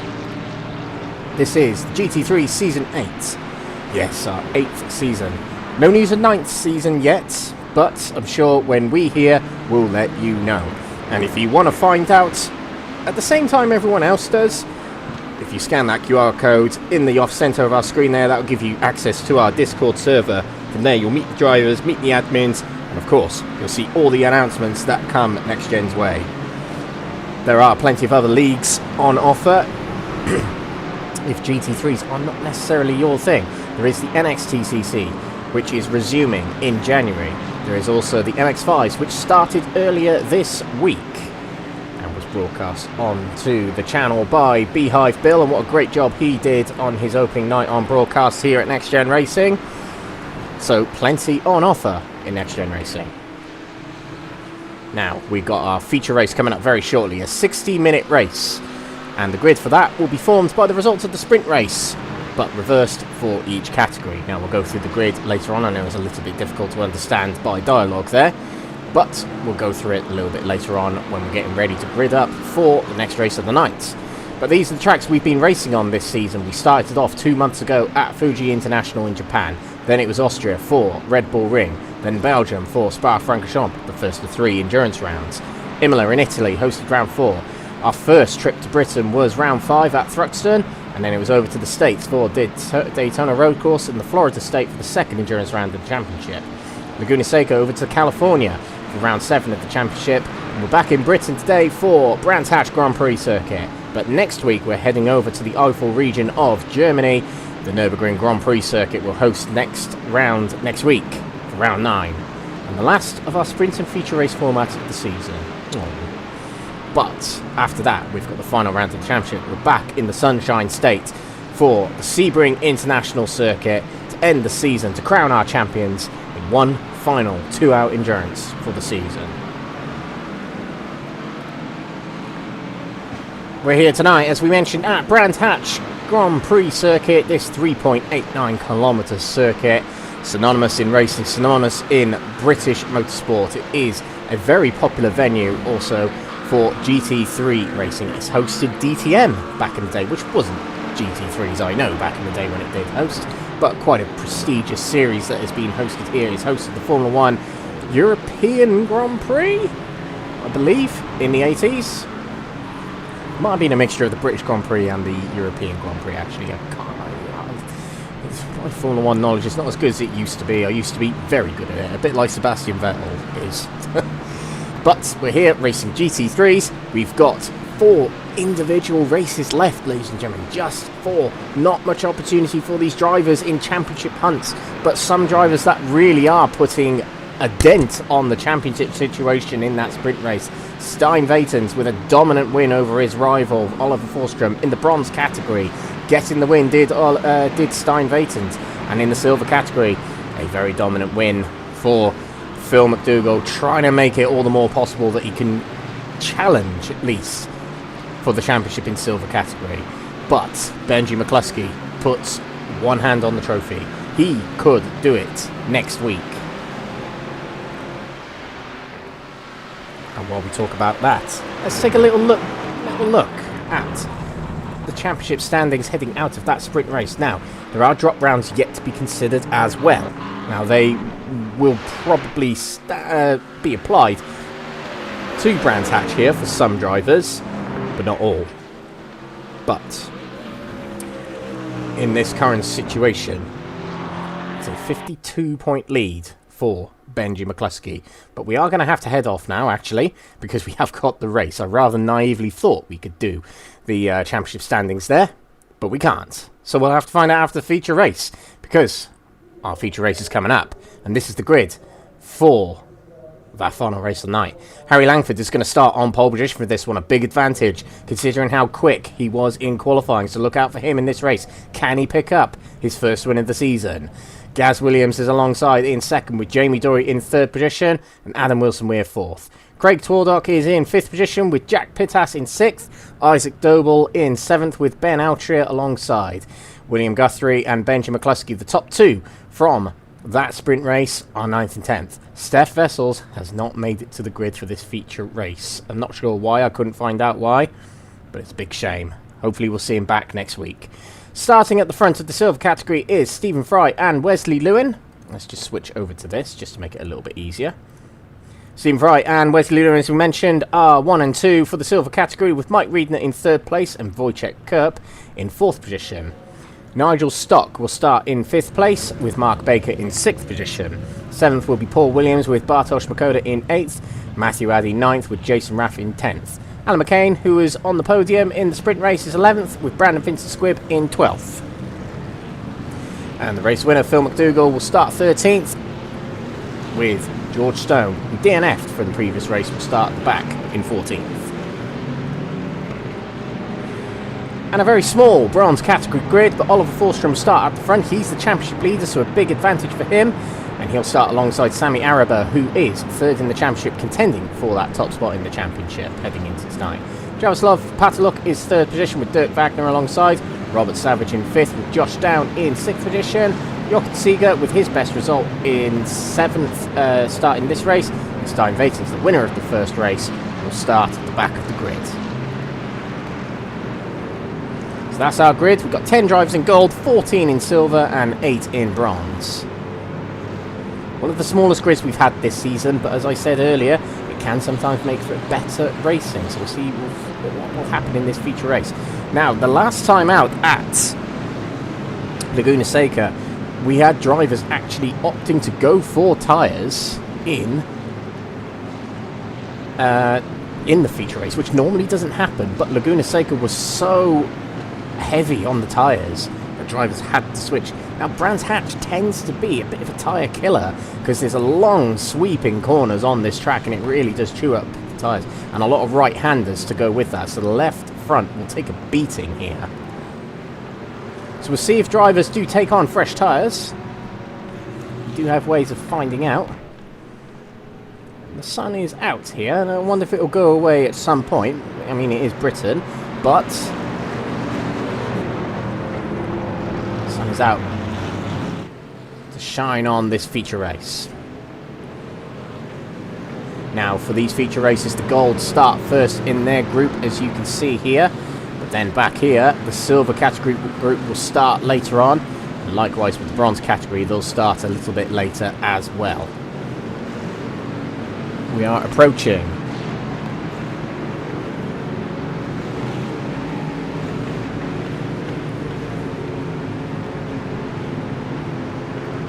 the start finish, and the gold category will get going for this final race of the night. Langford will lead us to the grid, and we'll get going with the gold category. Into Paddock Hill Bend we go.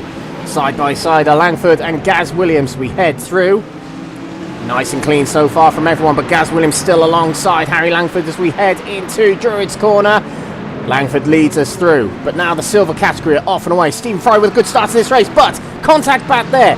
One of the drivers falling down the order, that's Mark Baker and Paul Williams, but the others get away with it for now. Running off a little bit wide there, by the looks of it is one of the drivers.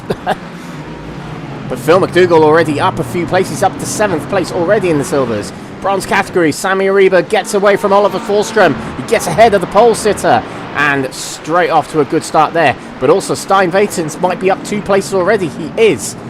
Oh, and he gets a little bit bogged down there going through Druids.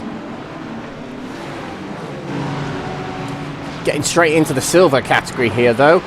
Drivers on the move. Matthew Addy making his way past Jason Raff. That's for 8th place. And Phil McDougall's already up to 6th place. He's already moved up a ton of places. Starting 13th, already up to 6th place. But Stephen Fry and Nigel Stock lead the way for the Crest Autosport team at the front, and that's off the track. That's Harry Langford, who was in first. Oh, and another spin for him, getting in the way potentially of these silver drivers.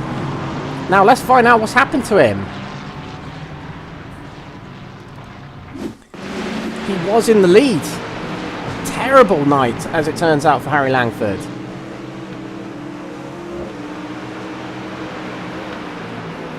It just gives way to him going through Sheens. Oh my word, he must be gutted about how tonight is going. But the drivers carry on. There's no casualties from that one. Gaz Williams leads the race here. When's the last time Gaz Williams won a race in this series? I'm trying to figure that out in the last 2 seconds. I'm not sure. I'm really not sure. But so far so good for him. But someone who is screaming through the order. Now, he's done it many times. He did it at Laguna Seca. But William Guthrie already up to 3rd place. Now, that's something that he does that that Benji McCluskey doesn't. Benji McCluskey is the more conservative approach. He takes his time getting through the pack. He uses the entire race to make progress. However, 3 wide here as we go through the Dingle Dell. Oh, and Jamie Dory had to back out of that, but straight through and ahead is Craig Twardog with a very daring move, and a flash of lights there from Jack Pierce to say, what the hell are you doing? Actually, it was a good move as it turned out. Up to 5th place goes Craig. Fantastic move. Excuse me, silver category. Stephen Fry leads for his teammate Nigel Stock. Both of them caught in instance in the previous race, so they'll want to right the wrongs that happened in that race. But Phil McDougall's already up to 5th place, and he'll be charging towards that top 3. Forsström's back in the lead at the bronze category, and a little bit bogged down there was Dirk Wagner as Sammy Ariba goes around the outside and is passing into 2nd place.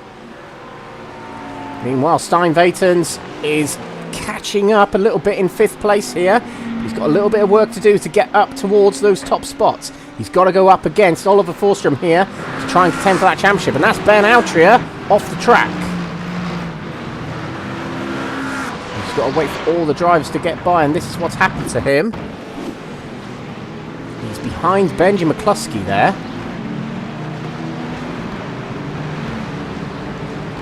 Done it on his own. Yeah, too much curb there, and he just spins the car around. But I've bottomed out on the curb, and that's what caused it to go around. Whoa, whoa, whoa, whoa, that was close. He rejoins the track there rather daringly in front of someone. Got away with it.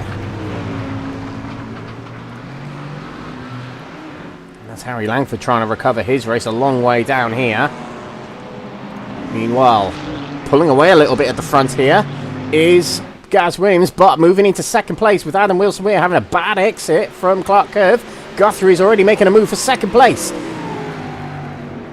Through he goes. Fantastic start to this race. We're on lap 4, and he's already up from near last place in category to the top. Silver category movement there as Wojciech Kurp is in 3rd place, but Wesley Lewin trying to guard his position from Phil McDougall, trying to hold up, the charging Phil McDougall, who's looking rapid tonight. Not looking, is rapid. George Stone trying to fight with Makoda here on track, not physically. Meanwhile, in the bronze category, a good lap there from Forsström. Swiped away, actually, that fast lap by Stijn Weytens. Now, Stijn Weytens needs to focus on getting up towards Forsström. He can't get locked into too many battles for too long here, but he gets past Sammy Ariba, that's a start, into 4th place. And he's got 3rd and 2nd ahead of him, Rob Savage and Dirk Wagner. Forsström will have one eye on his relative, keeping an eye on Stijn Weytens, and one eye on the road ahead of him, trying to get further up the road. Jochen Seeger has had an incident heading out of Graham Hill Bend, a good sprint race, undone a little bit in this feature race by the seeming of it. This is what's happened to him. Oh, took a little bit too much of the outside heading into Paddock Hill Bend, Graham Hill Bend there.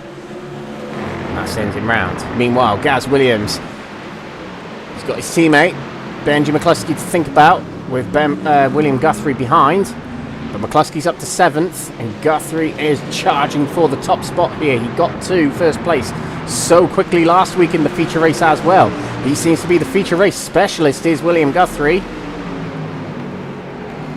Oh, hang on a minute. Oh no, we've got, whoa, big contact there in the silver category, and that looked like Phil McDougall rejoining the track right in front of the traffic there.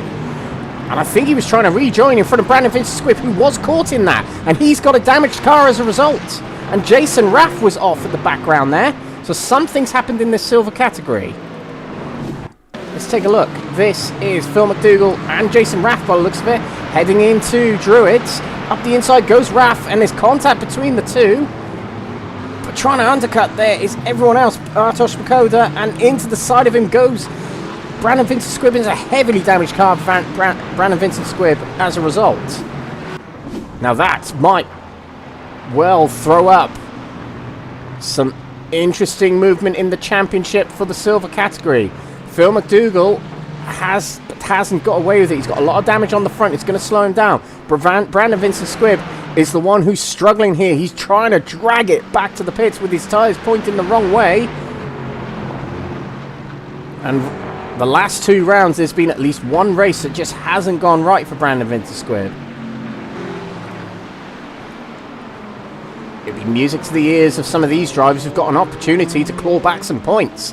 Phil McDougall's in the pits. Now, he might be able to take a scheduled pit stop here. It might be late enough into the race that he might be able to refuel it and get it to the end. We'll have to see if it works. But for him and Brandon Vincent-Squibb, not looking good. Now, I take back what I said. It looked like a bad rejoin as soon as we joined Phil McDougall, but it wasn't. He was recovering from a spin, so I do take that back. Now, these Crest Autosport drivers working together very, very well indeed. They've got a big gap to Wojciech Kurt back in 3rd place here. He's out on his own there in 3rd place. Big gap to George Stone. He's split up quite a bit between all these silver drivers. Meanwhile, Guthrie, in that chaos, has made a move for 1st place. Here's how he did it. This is Paddock Hill Bend, so going into Druids, it's happened. He already got the inside heading out of Paddock Hill Bend there. Gaz Williams can't really contend that. All might still have the inside for Graham Hill Bend. He did. Done well to hang on there, but good exit there from Guthrie. Gets it back in front. So Guthrie now takes the lead. Reminiscent of what he did last time out at Laguna Seca. McCluskey's down in 7th at the moment though, but he does what he does. He'll get this up into 2nd place, and that's all he needs to help secure the championship. And in fact, one of his championship rivals is not in this race right now, and the other championship rival is down in 9th, a long way back from the pack. So this is all he needs to do. He just needs to take his time getting through here. If he picks up 2nd place in this race, and by doing it for the next 50 minutes he can get there, that really does put the championship in his grasp for the next round at Nürburgring. Which is 1 week from today, ladies and gentlemen. We'll be here live on YouTube and Facebook for that penultimate round of the season. And we could be crowning 1, maybe 2 champions next week.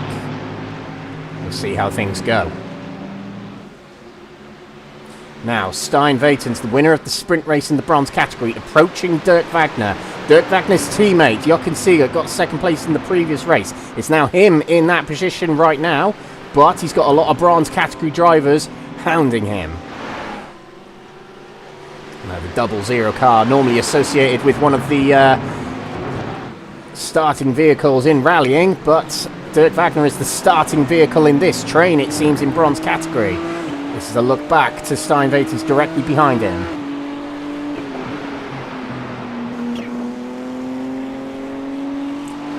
Now, all the while, Weytens sits behind Wagner. Forsström is actually pulling away from these. He sets his fastest lap of the race in doing so. Oh, and we have a move for silver category. Stock has got himself ahead of Stephen Fry.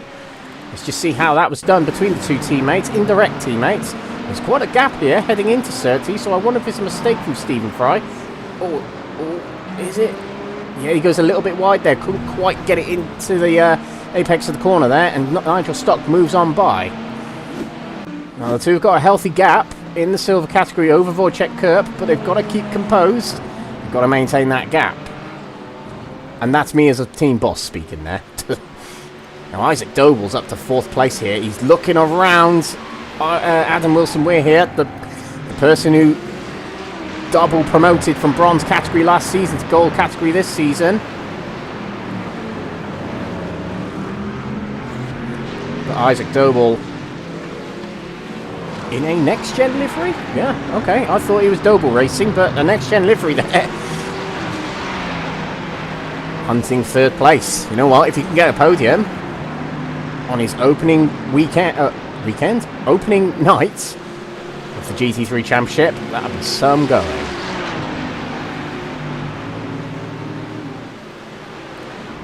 Now, Stijn Weytens has lost a position to Rob Savage.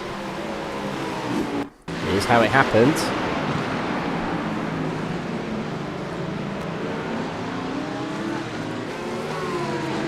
Into Graham Hill bend, yeah, taking a bit of the grass on the outside, and that spears him off the track a little bit and relinquishes the position to his teammate.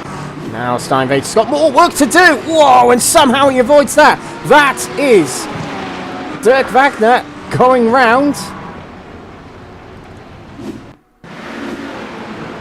And let's see how that happened. Hits the grass. Oh, sneaking to the inside. Who was that? I'm not quite sure. I think it was Rob Savage. But that was a very opportunistic move that probably wasn't going to happen. But that sends Dirk Wagner way down the order, and same with Rob Savage. In fact, I think it was Rob Savage. But that's probably what Stijn Weytens needed to move into 2nd place. But a very heart-in-mouth moment for him and the other drivers who somehow split that instant then. Sami Araba up to 3rd place as well. Josh Down, 4th place. He had a brilliant sprint race. 3rd place for him. He's just on the fringes of the podium here again. And that is Sami Araba being overtaken by a car a lap down. I think that was Jason Raff passing by there, trying to get his race back on track.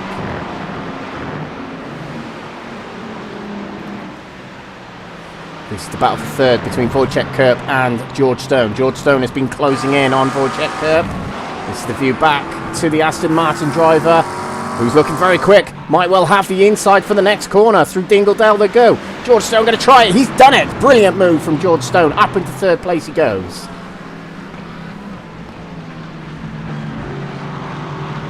Meanwhile, in the gold category, Adam Wilson-Weir is closing in a little bit on Gaz Williams, and he's holding off Isaac Doble here. Goes to defend Druids corner. The promoted driver from bronze category fighting it with the big boys here in gold category. All the while, William Guthrie is disappearing off in the distance. More than 2 seconds clear now. And at the tail of this battle here for 2nd, 3rd push is Benji McCluskey. But Benji McCluskey has won many a championship, many a race in this series. He doesn't do it by winning races, he does it by being patient, but being clinical as well. Looking back to silver category there, going wide there was Wojciech Kurp, and that loses another position for him. While in the bronze category, Sami Araba is in the pits already, rather early. But we'll see if that pays off for Sami Araba later on, unless there's another reason he's come in. I'm none the wiser as to why. But Oliver Forsström here, he's got a healthy lead, 7.5 seconds over Stijn Weytens. So half the job here in the works / done. Just needs to hold it, maintain it for the race. Nigel Stock pulling away a little bit from Stephen Fry. Nigel Stock hasn't won a race yet this season, and neither has Stephen Fry.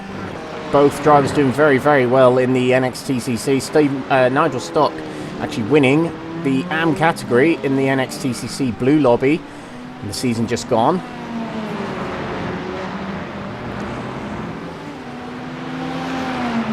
And Alan McCain might be on the move as well. He's just made a move on Wojciech Kurp. Into the top 5 he goes. He finished on the podium in the previous race, did Alan McCain. He might be able to try and get himself up to that position again in this race. Oliver Forsström, fastest lap of the race. 1 bonus point for him. That will help in the championship. He had a bad race in the sprint race and lost points to Stijn Weytens, but he might be able to just help that out a little bit with a good result in this race. Oh, hang on a minute. That is...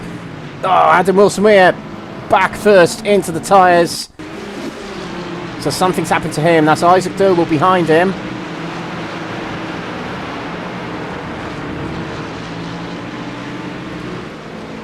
Oh, he hits the grass and it spins round. I don't think there was contact.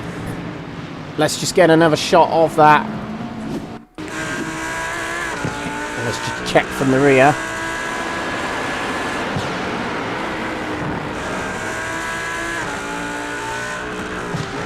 Yeah, no contact. On the grass a little bit and it spins round. Oh, he'd be gutted about that. He was driving so well. Makes it easier for Isaac Doble. He didn't have to make the overtake to do it, but Adam Wilson-Weir out of this race, or towed back to the pits, and he might be able to resume, but that's a potentially good race done for Adam Wilson-Weir. Now it puts Doble onto the podium, and Twardok on the fringes of the podium. Both debutants, well, Twardok in the last round previous to this, and Doble tonight. They have got Jack Pittas and McCluskey, 2 major heads in this championship, looking to get themselves further up the order and help their championship bids. Now, Jack Pittas has actually got a great opportunity in this race, / tonight, to claw some points back on Stephan Wessels and his teammate. He won't do it by running wide there out of Clark Curve. But yeah, and his teammate Harry Langford, get some points back on them and try for... maybe second in the championship.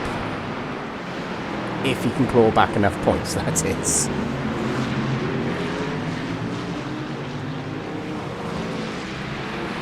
Okay, so not a huge amount of battles going on at the moment. There's the battle for second place we've seen there in the gold category. We've also got Bartosz Skoda, the Daytona Endurance winner this season in silver category, closing in on Wojciech Kurp. And the Skoda did that, if you remember, with an alternate strategy that really pulled off for him to get that win.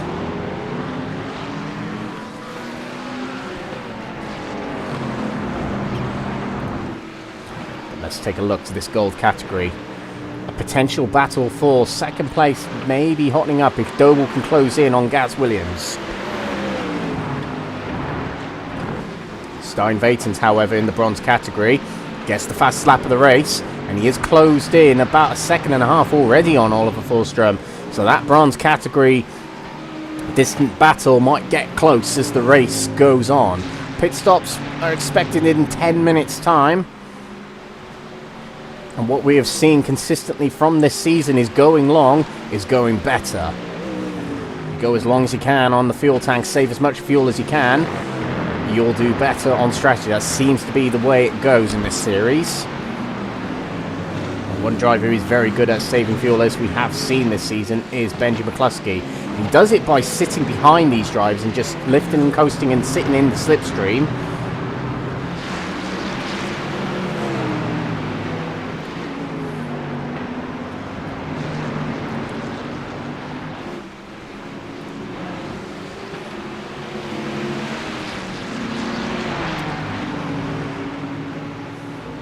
Now Twardok has got a little bit of time to close in here. Now there's a CSA driver in between him. The car's up ahead, that's Wesley Lewin.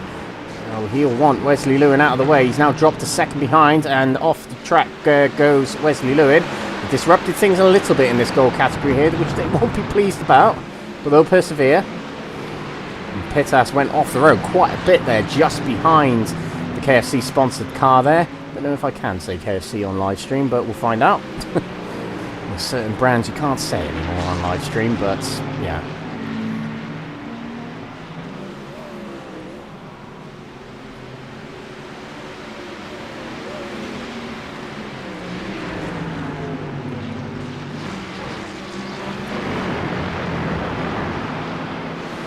Twardok was on his debut last week.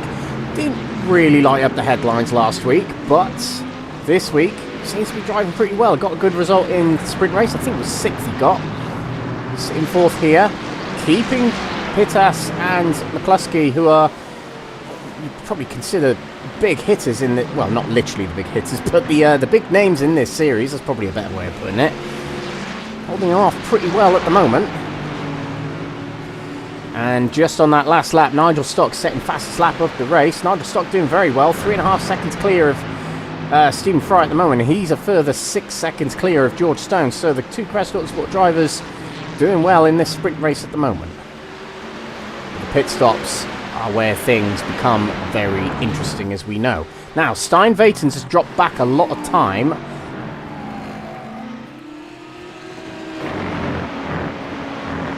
And he's had an off track. This is heading into Surtees by the looks of it. He's now 11 seconds behind Oliver Forsström. Goes wide. I think the rear is going to give way. Yeah, it does. Oh, my words. And he did hit the barrier. Oh, dear. That's not good. And the rear bumper is all sorts of out of shape there. So he might well take an unscheduled pit stop here. Or will he?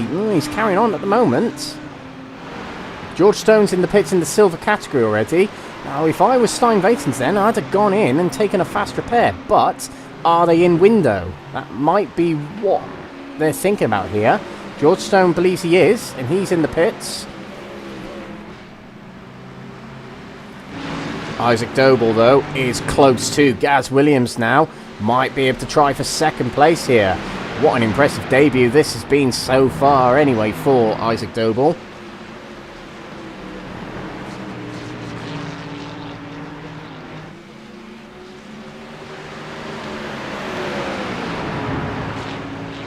See if that move comes and when it's going to come. Them two battling might well invite Tordock, Pittas and McCluskey into this battle here. But pit stops are coming up very shortly. In the next 5 minutes we're going to start seeing the scheduled pit stops. Some drivers might start gambling now, like what we may have seen from George Stone just a moment ago.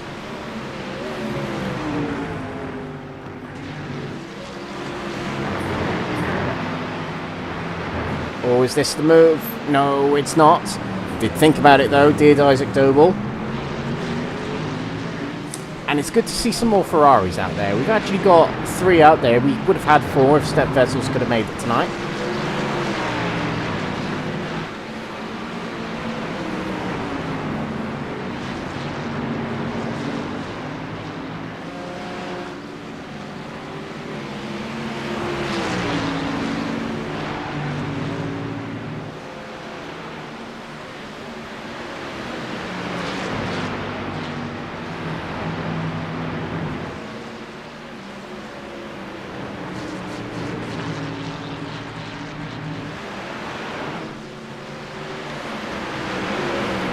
Close is Doble.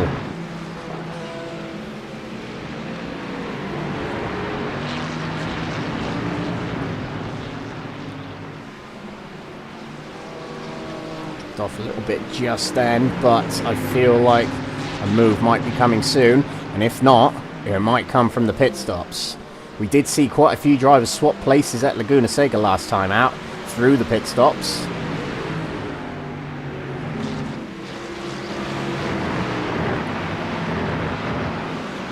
Williams a bit slow out of Paddock Hill Bend there, got away with it, and they're catching up to some back markers. That's Dirk Wagner up ahead.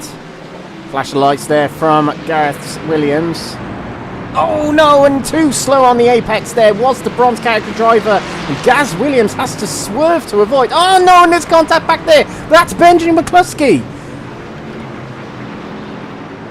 So he's going to have to limp it back to the pits, but he might have just about half got away with that. Let's just take an aerial shot of that to see exactly what happened. But that was silly from whoever that bronze category driver was, going slow on the apex of a corner in front of the gold category drivers. There it is, way too slow. Gaz Williams has to avoid it. Oh dear.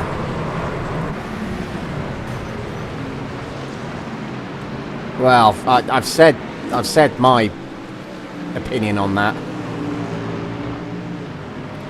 A lot of damaged cars here in the gold category. They'll have to take it back to the pits. Pittas has got a heavily damaged front end. There, he's going into the pits, but Ben McCluskey carries on. He must feel it's not too much damage. But Pittas has to pit.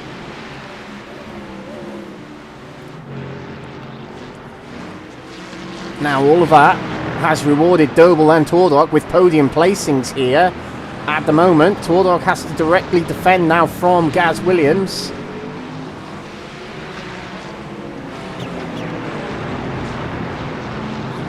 But I said it last time at Laguna Seca, and I'm just going to say it again. Back markers have to be a little bit more careful. And that just wasn't... That was too careful, in my opinion. Anyway, we'll move on. Benji McCluskey hasn't lost too much time here. And actually the car doesn't look too damaged, which surprised me a little bit. It was a big hit at the side of the BMW, spinning across the track. And that really was a heart-in-mouth moment. And there you go, he's flashing his lights. And I don't blame him at this point. That is Yaroslav Pataluk now getting out of the way.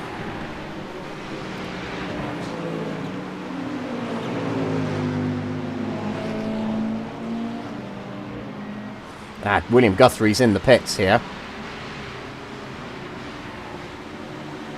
And that's Gaz Williams in the pits as well. Gaz Williams wouldn't have had any damage from that incident. Stephen Fry's in the pits from the silver category. Ben Altria, I think, has just rage quitted. He had I saw a black flag appear for him there. I think he sped in the pits. And he's decided to end his race. Now, not what we like to see on broadcast, but I think that might have just ended the Full Tilt Drivers race. There is still one in the race, though, and he is winning, to be fair to him. That is William Guthrie, as Jack Pittas is back out, and he's in front of Gaz Williams. Now, he wasn't previously. So that'll help out Jack Pittas a little bit. And it might even help him out against Isaac Doble and Craig Tordok if he can get himself some good outlaps here. A couple more drivers in the pits. Langford, Alan McCain, Makoda, Kerp, Baker, Williams.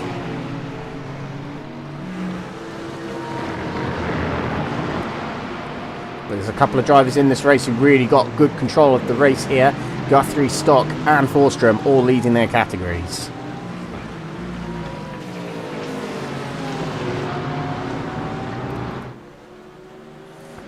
We've got Tordok and Doble in the pits. Jamie Dory, McCluskey as well. McCluskey will probably take a fast repair. Drivers get 2 fast repairs they can use in these feature races. Now, they don't really ideally want to use both. One at a push, because it does require you to come into the pits to use them. It's basically the Harry Potter magic wand, and it magics your car back into good shape. Now, Nigel Stock's leaving the pits ahead of Benji McCluskey there. So why is McCluskey sitting in his box for a little bit longer? Has he taken on tyres? Is that what it is? Well, it says Tordok's on wet tyres. That can't be right. Well, let's see. Is rain scheduled? Oh. But that didn't seem right. It definitely said he had wet compound on his car. He looked a little bit unsure going through Graham Hill Bend there. He's got no grip. He's put wet tyres on the car. Yeah, he has.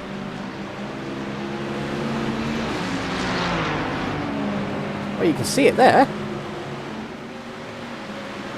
There's going to be no grip under that. He's going to have to come in the pits again. He must know what's happened. But that allows through Pittas.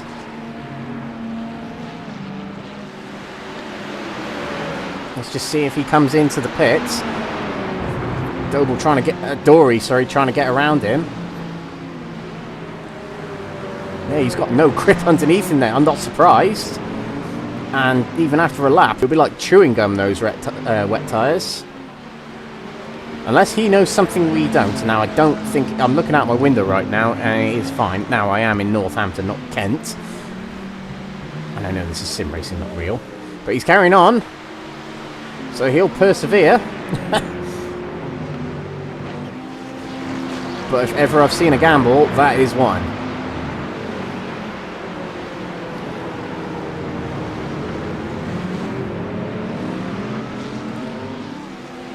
Now, in all of that, Nigel Stock has ended up in 3rd place overall here. I don't really know how, though. But somehow he's 3rd place overall, and this is the proof.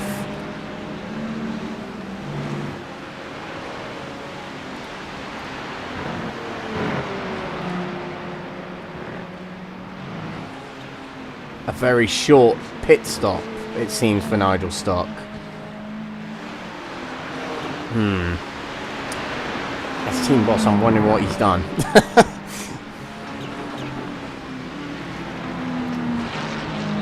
But with all the chaos that's happened in the last few moments, Isaac Doble's up to 2nd place here. Pittas is up to 3rd. It is rather split up here in the gold category, and Benji McCluskey is quite a way down.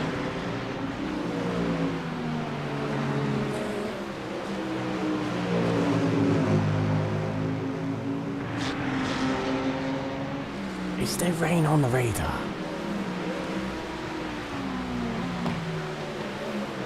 Shouldn't be. I'm just wondering why everything's gone a little bit strange at this point.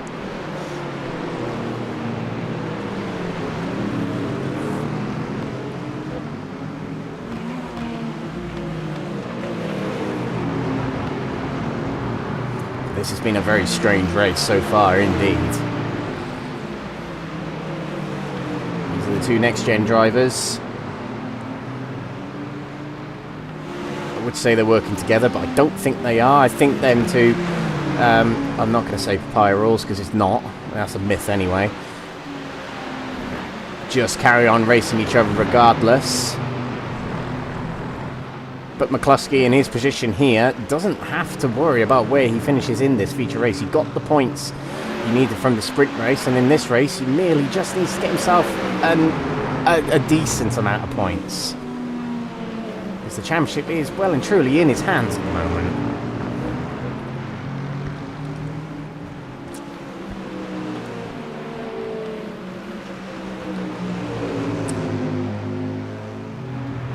I'm wondering why Nigel Stock at that abnormally short stop, 14 seconds, which can't be enough. Can't be enough fuel. But he's had a strange pit stop there, and so has Craig Torlock on wet tyres. He's losing out to more drivers potentially here. That is Sammy Araba passing by, and Jason Raff. So he's going very, very slow.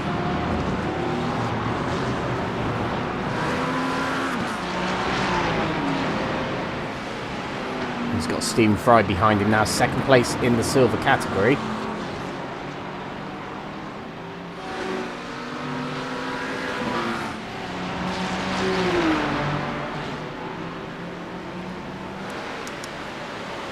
Close between them two, going through Hawthorns. Around the outside goes Stephen Fry. He's got a huge amount more grip. Huge amount more grip. I don't know if that was grammatically correct, but we'll go with it. But he moves ahead. Still maintains 2nd place. He's 5 seconds clear of George Stone at the moment is Stephen Fry. On course for a good result here. Meanwhile, less than 10 seconds between Forsström and Weytens. There's no denying that Weytens is probably the quicker lap by lap than Forsström, even though Forsström holds the faster lap. But Weytens, with that mistake early on in the race we did see, might have dropped him out of contention for a race win here. But he did the damage on Forsström in the sprint race by scoring a lot more points. But will it be enough to close things more in the championship? They'll continue racing next week at Nürburgring, and presumably the championship will go to Sebring in the bronze category. Which is nice, actually, because last season it was a very, very early championship win for Adam Wilson-Weir in the then bronze category.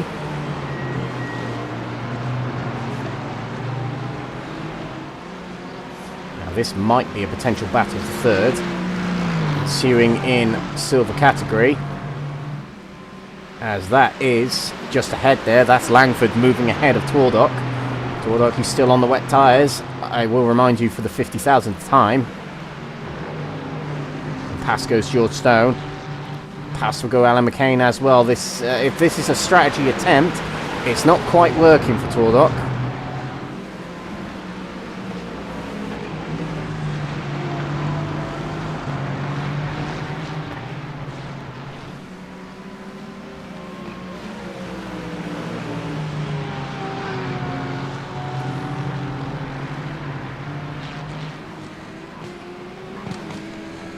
And he's in the pits. Either he's figured out, or he's figured out that it hasn't quite worked. But that has undone what was looking like a good battle, a good contention in this race for Twardok until the pit stops. Now McCluskey is past Jamie Dory for 5th place. 5th overall, that is, but 4th in category. But like I said, he just needs to pick up some decent amount of points in this race. Nigel Stock still holds 3rd overall here with that slow stop. A long lead in the silver category here. What has he got up his sleeve here?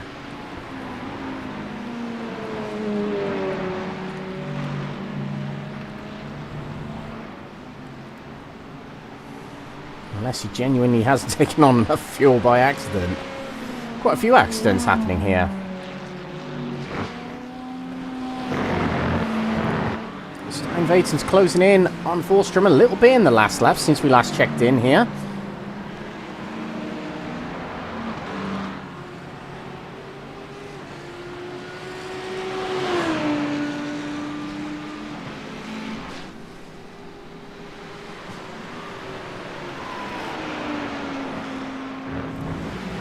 We've still got battling waiting position, potentially for 3rd place between Stone, McCain and Addy. Now Stone didn't have a good race 1. He missed qualifying due to a qualifying ban.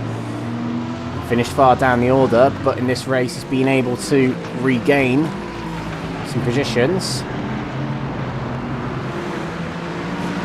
He's got Alan McCain and Matthew Addy to worry about behind.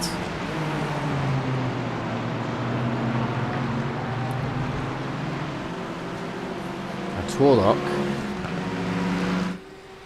is back in the pits with a meatball flag, as we can see there. I wonder if something has happened to him that we haven't seen.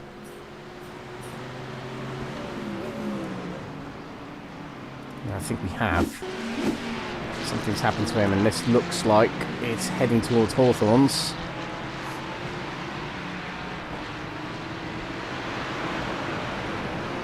Oh, the rear just gives way there, and that is race over.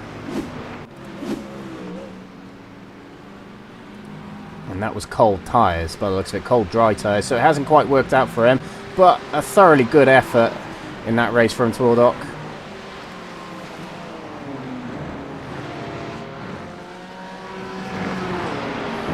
But only 7 remain in gold category now. 3 retirements from gold category: Twardok, Altria and Adam Wilson-Weir.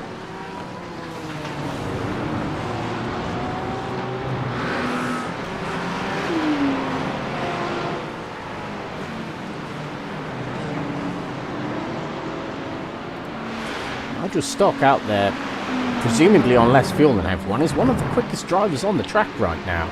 There's only a few drivers setting 121s. That's him, Phil McDougall, down in 8th at the moment, McCluskey, and Will Guthrie.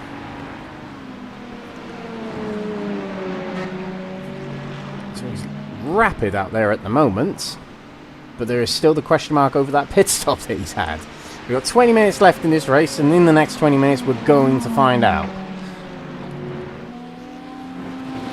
So Craig Twardok is back out on the track. So good, he's carrying on with this race, that's good to see.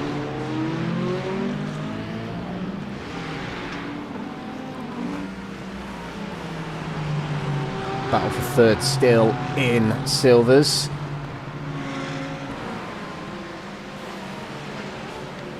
McCain is the sandwich filling in the Aston Martin bread here for this battle.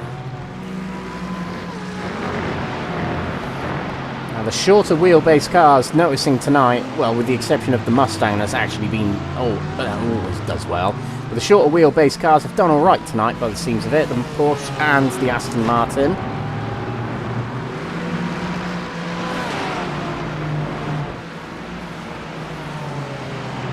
Of course, the Porsche is a rear engine car as well, which has a big impact on its handling. Tends to be a bit of a hit and miss car for some people. Some people like it, some people don't.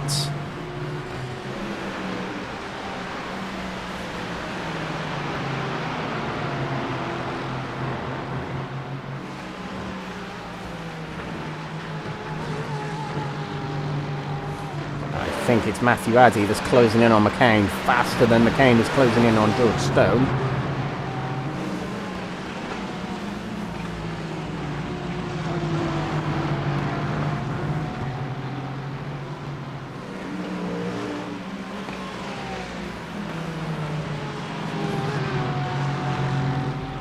Sammy Araba's in the pits again.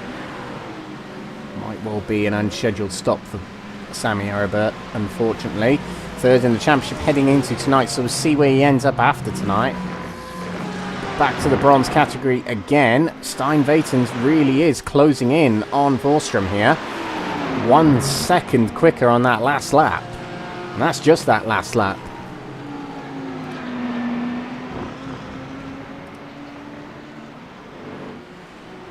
That's the delta on the last few laps. 8.1 seconds just 2 laps ago. Sorry, 4 laps ago. So the way Weytens is going, he might well catch Oliver Forsström.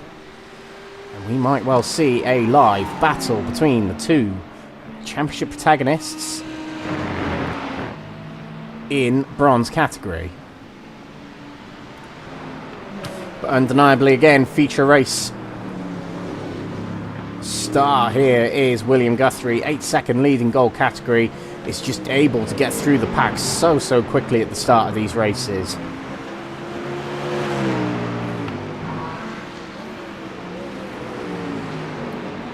And you know what? We'll have to see if he can do that next time at Nürburgring as well. Nürburgring's quite happy for overtaking.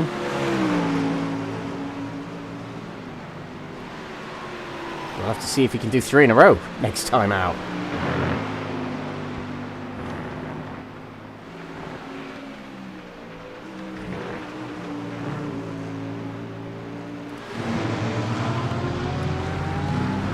A couple of back markers in front of this battle for third in silvers. That puts McCain a bit closer.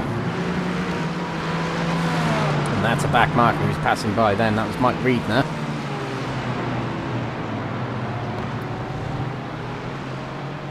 There might have been a car just spun by there, but we didn't catch it. I think it might have been Mark Baker.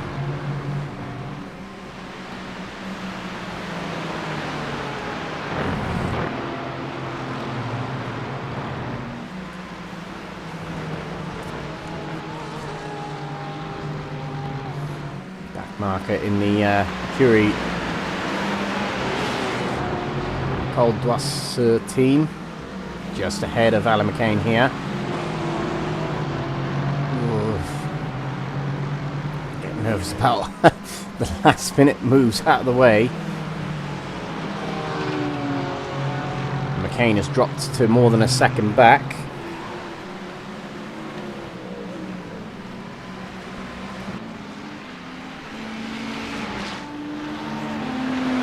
Keeping an eye on Nigel Stock, because he's the one who seems to be on a very alternate pit strategy here, and by that a shorter pit stop.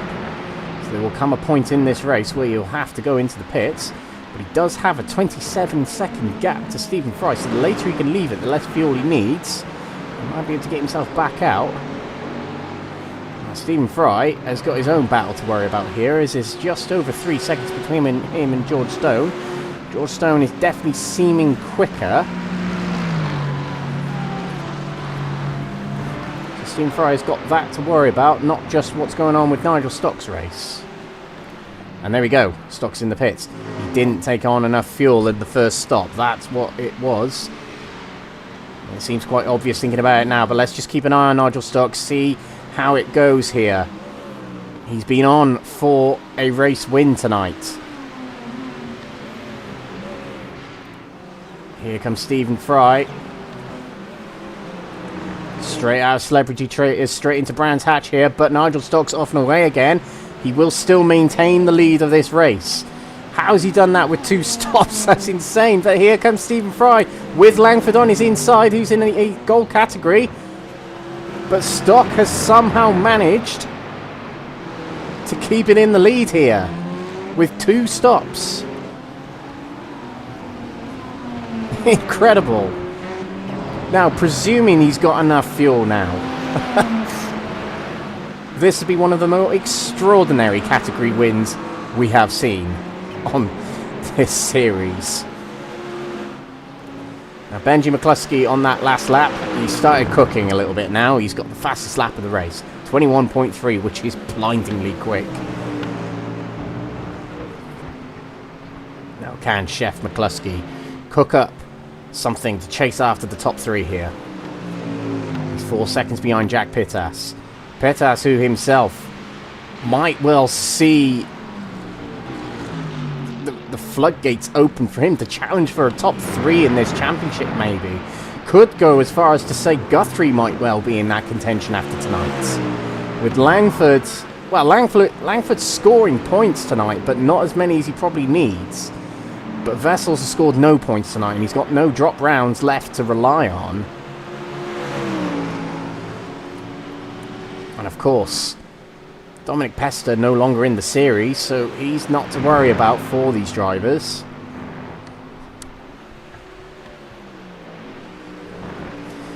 Just going back to that bronze category battle, Weytens has dropped back a little bit. He's lost a few seconds in the last few laps to Oliver Forsström, so it's even flowing between these two.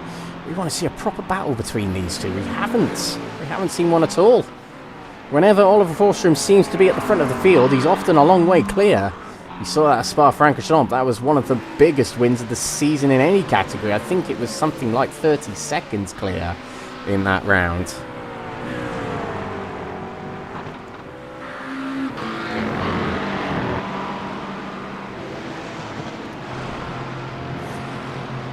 "11 minutes to go, and after the races we will get a championship update. We will also get some interviews, so stick around after the race.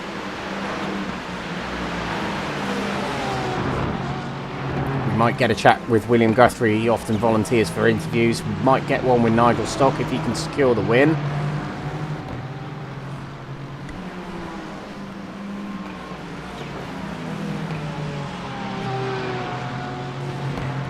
Wide there for McCain. Got to be super careful going wide out of Clark Curve. It's quite easy to either hit the grass and understeer it off into the gravel or spin it entirely.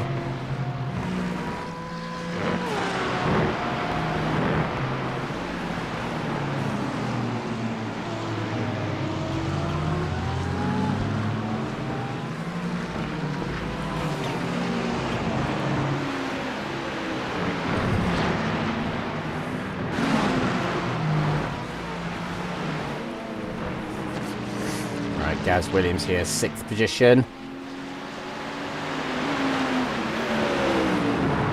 Trying to hunt down Jamie Dorey here, and Gaz Williams will be going for 5th in the championship.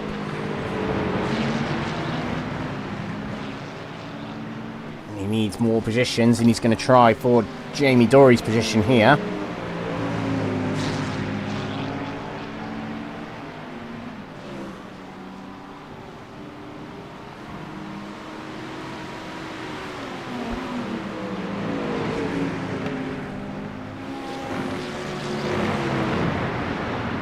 In the last couple of laps or so, Isaac Doble has been losing time to Jack Pittas.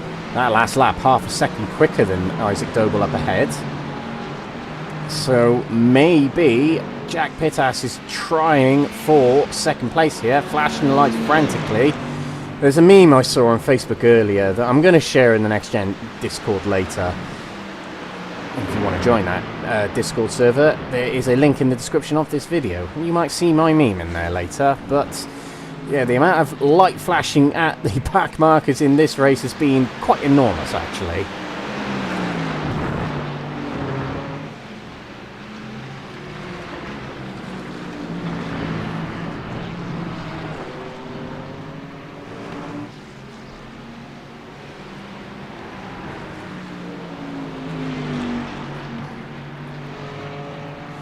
So let's see if Weytens can actually do this. Clear track in front of him now.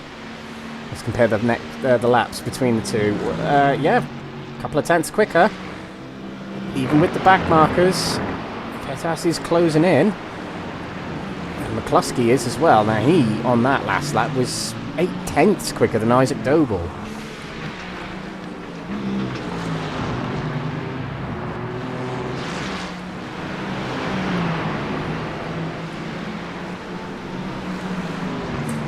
Back to the bronze category, the gap has come down again. Stijn Weytens is back down to below 5 seconds from Oliver Forsström, but there's only 8 minutes left in this race, which is actually only going to be about 5 laps maybe. So not much time left to gain back that time. 5 seconds in 5 laps, that's tricky. Against your rivals, that's more tricky. Silver category, stock still 2.5 seconds ahead of Stephen Fry, so yeah, still got to keep going, still got to push. Likewise is Stephen Fry, because he's only 2.5 seconds ahead of George Stone here. And there are some people following behind here. Now, if Alan McCain can get into 3rd place, it would be a press 1, 2, 3. I don't think we've seen a 1, 2, 3 from any team this season. No, we did. What am I talking about? We did. From Mission R in the bronze category, they've got a couple of 1, 2, 3s actually this season. Sorry, guys. I was just teasing. I knew it, really.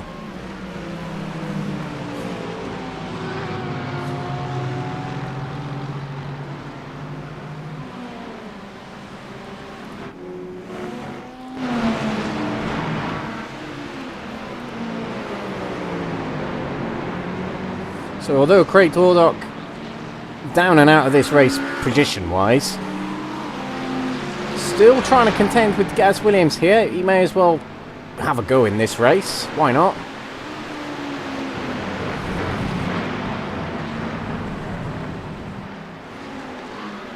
For what could have been for him. Meanwhile, in the gold category, Weytens really is closing in on Isaac Doble here. Around 1 second now between them.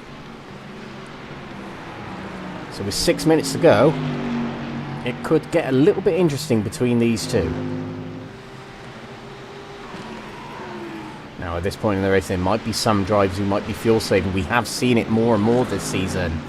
Drivers having to fuel save, and even drivers running out of fuel near the end of races. We saw a lot of drivers run out of fuel for the first feature race of the season at Fuji, and I think that was a little mistake from Jack Weytens there. I think he lost the rear end just a little bit, and someone's been off very recently at Graham Hill Bend there, taking the scenic route round Graham Hill Bend by the looks of it.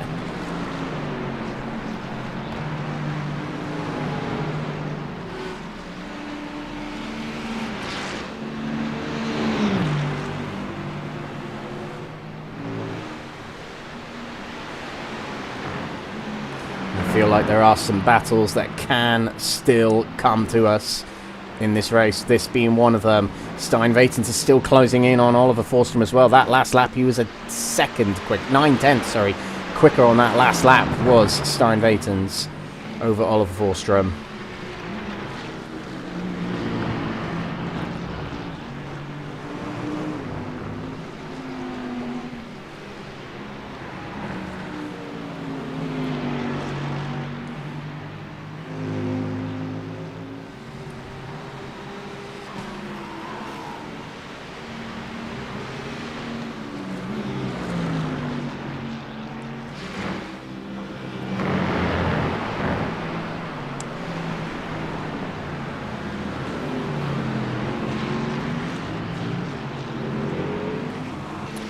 Okay, we'll come back to this very, very shortly.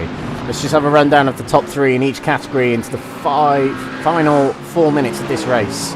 And believe it or not, in 4 minutes' time, there'll only be 3 races left in this season. William Guthrie leads 10 seconds clear. It's almost deja vu / repeat of Laguna Seca last week. Second place, Isaac Doble on his debut. 4th place and a 2nd place. That's impressive. Jack Pittas, 3rd position. Mr. Consistent as ever.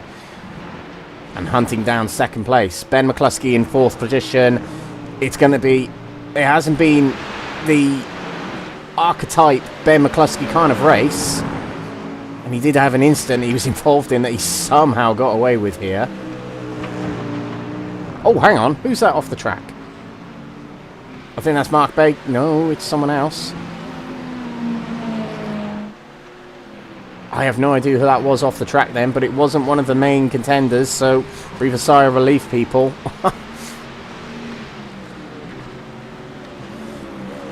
But yeah, like I said, it hasn't been the archetype race for Ben McCluskey, but it will be one hand on the trophy after tonight.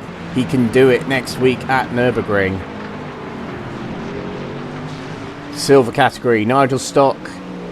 The win has eluded him in this series for many, many seasons. But it might be coming back to him now.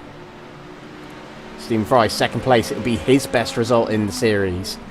George Stone might pick up another podium here. Oliver Forsström, I got a feeling he might be fuel saving here as he's losing bags of time to Stijn Weytens, and he was dabbing the throttle then going around Westfield then. Yeah, he's dabbing the throttle. Why is he doing that?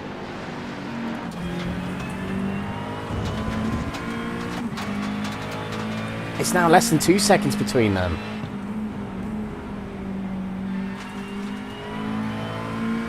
He's not dabbing the throttle now, but it was very strange what was going on there. But 1st place, nowhere near secure yet.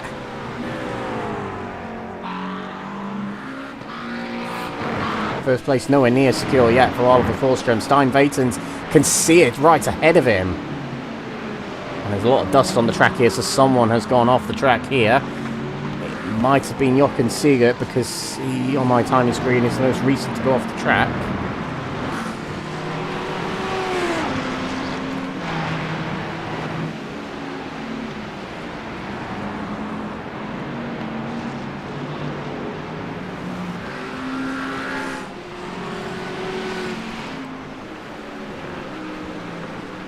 William Guthrie is on his penultimate lap here, and there's a lot of gravel kicking up onto the track now. Drivers really struggling, potentially. A bit of fatigue setting in, maybe on the tyres as well.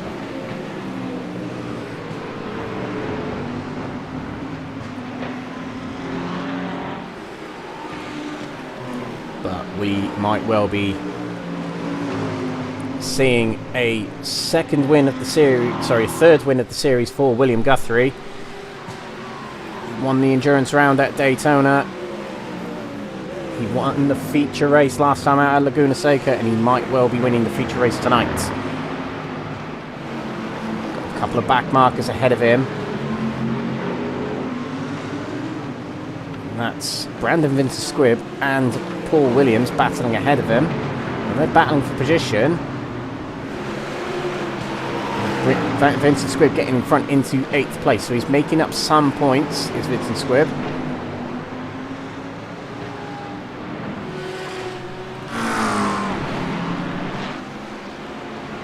There's a car facing the wrong way back there.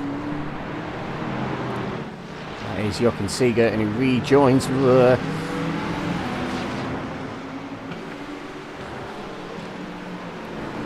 Genuine reaction from me there. Even though it's sim racing, I still freak out a little bit over those things. Now it's getting close between Pittas and McCluskey. But McCluskey might have needed one more lap. He's not really going to get it, because Guthrie's on his way to take the checkered flag here. It was all done in the first 4 laps for Guthrie yet again. We might be seeing a future champion in this series, you know. You heard it here first. Guthrie crosses the line to win the feature race here at Brands Hatch. Not enough time for McCluskey, but Isaac Doble on his debut, second place in this feature race. Brilliant night for him, and Jack Pittas third position from Benji McCluskey, who surely has one hand on the trophy now. Nigel Stocks heading towards his first win in I don't know how long in this series. Whew. That would have been the ultimate jinx if that was actually the server then. But Nigel Stock, here he comes. He's the winner in silver category, finally. And it's a 1-2 for Crest Autosport as well, as Stephen Fry will come through in second place for his best result ever in this series. George Stone for third place, another podium for him. And Oliver Forsström has crossed the line already, but he managed to stay in front of Stijn Weytens, and he takes the win in bronze category and gets a few points over Stijn Weytens in this singular race. Weytens takes second place, and Robert Savage will take third place in bronze category.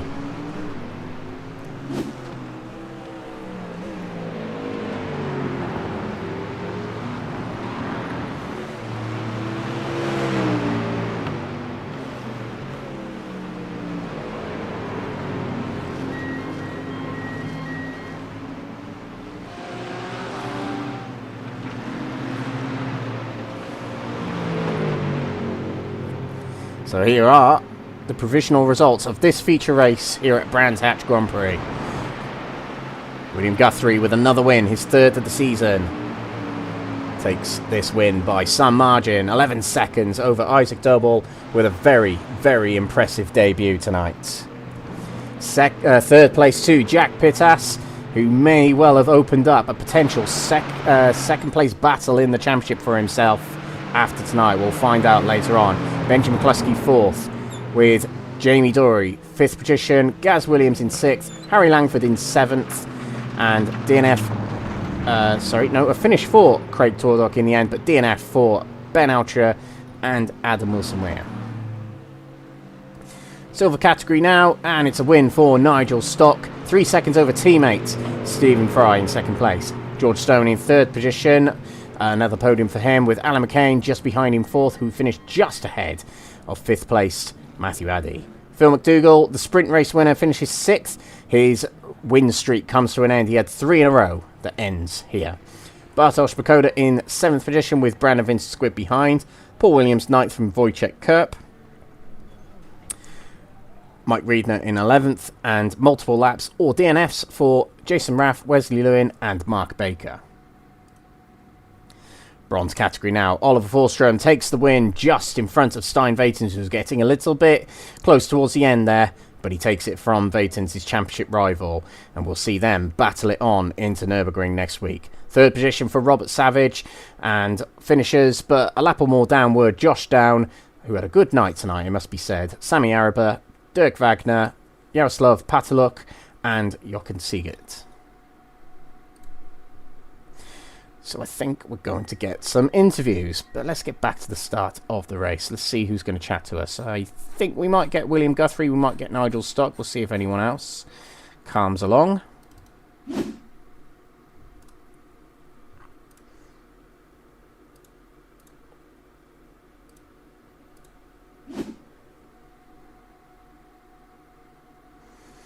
Right, I tell you what, while we're waiting for interviews, we shall review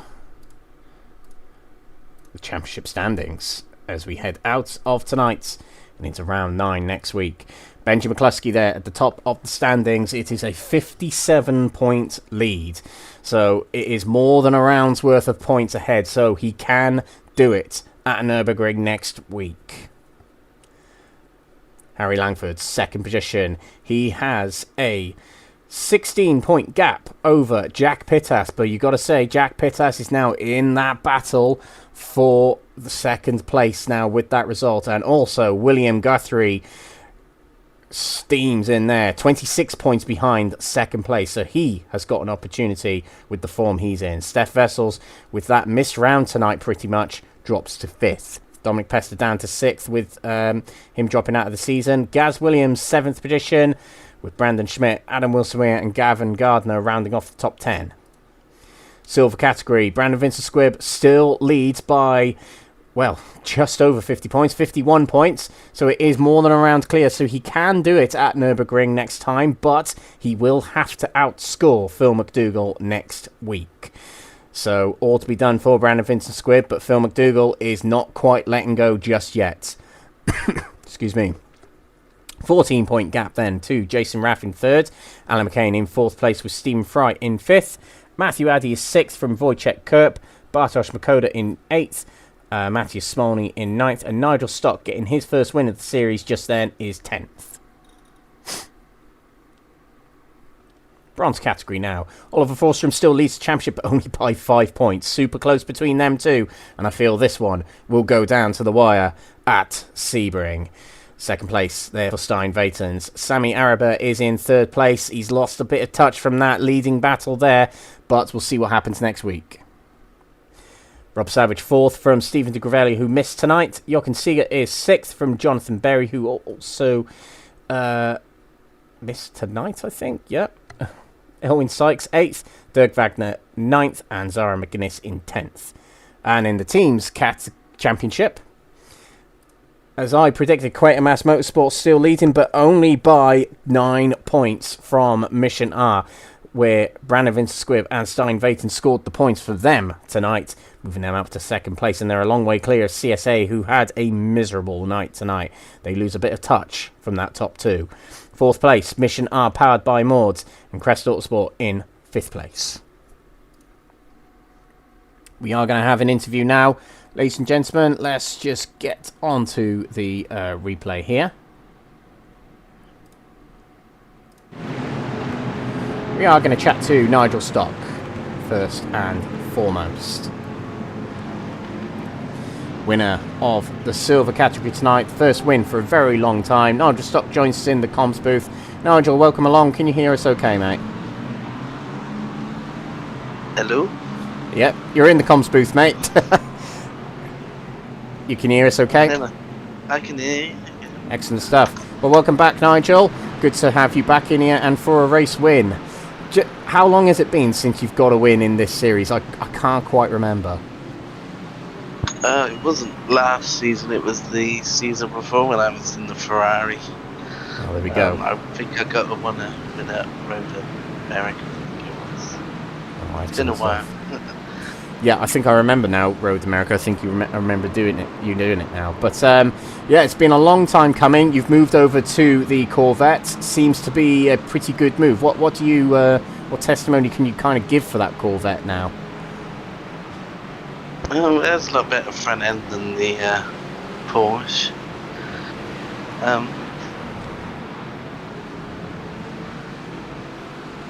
But hello? You're still on, mate. Keep going. Oh, sorry. Something I had a beep, and I thought I was gone.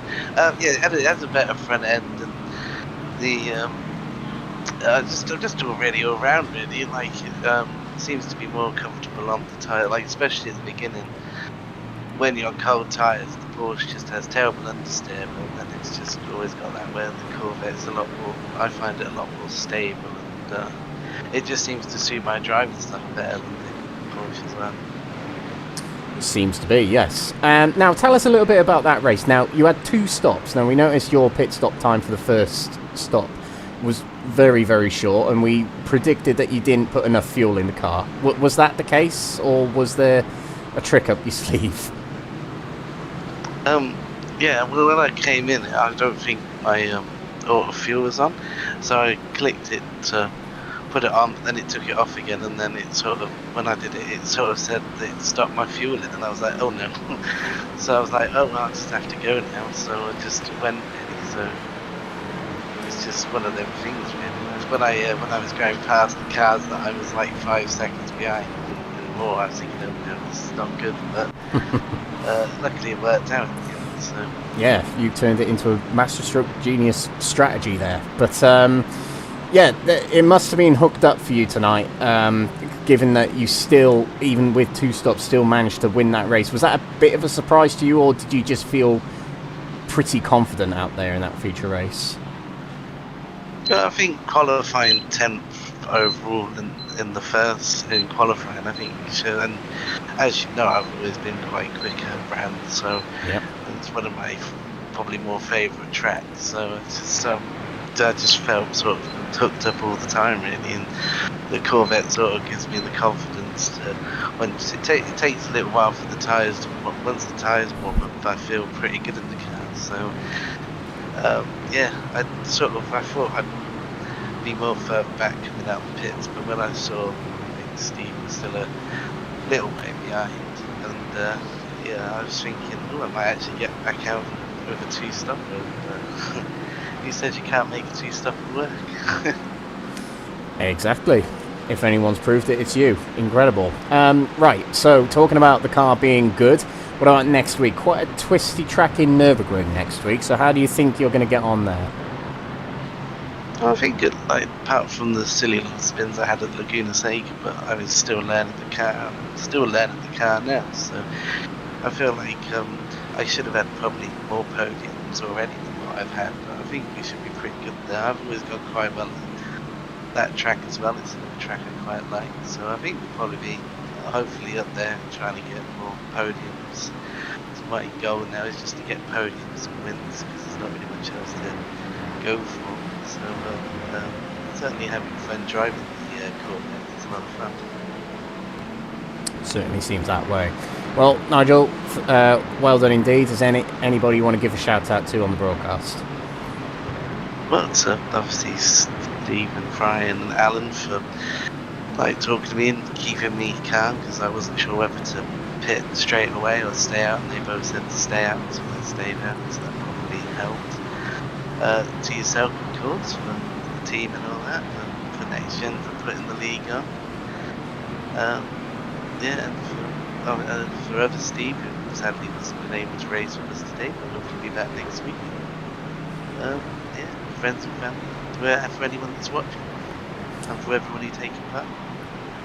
Excellent stuff. Well done, Nigel, for probably the most unconventional win we've had this season. Well done, go celebrate, and we'll see you later on. Okay, thank you. Bye. There we go, Nigel Stock. As I said, most unconventional win. 2-stop strategy in a feature race. Who'd have thought it? Fantastic win for him there. I don't think we got any more interviews, so we will cut it off there. I'll take the opportunity to cut it off there. But let's just review one more time the championship standings as we head out of Brands Hatch tonight. Gold category top 3 is Benji McCluskey, who has more than a round's worth of points clear in the championship. He can secure it next time at Nürburgring.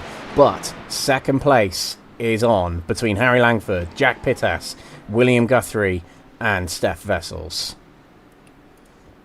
Silver category, more than a round's worth clear is Brandon Vincent-Squibb, but he has got to score more points in the next round than Phil McDougall in order to secure the championship next week.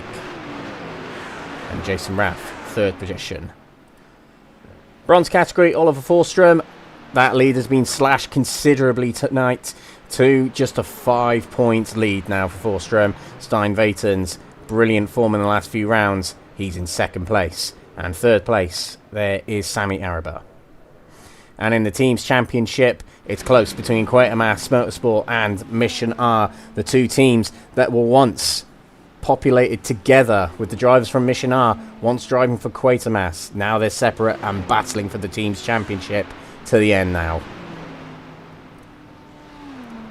Well, there we go, ladies and gentlemen. That has been round 8 of the championship for the NXTGEN Racing GT3 League Season 8. What's next? I've said it quite a few times in the last few minutes, but it's Nürburgring GP up next in the Eifel region, so maybe some rain might be forecast, who knows. But we've got an exciting race there next week, and we're only 2 weeks away and 3 individual races away from the final round at Sebring.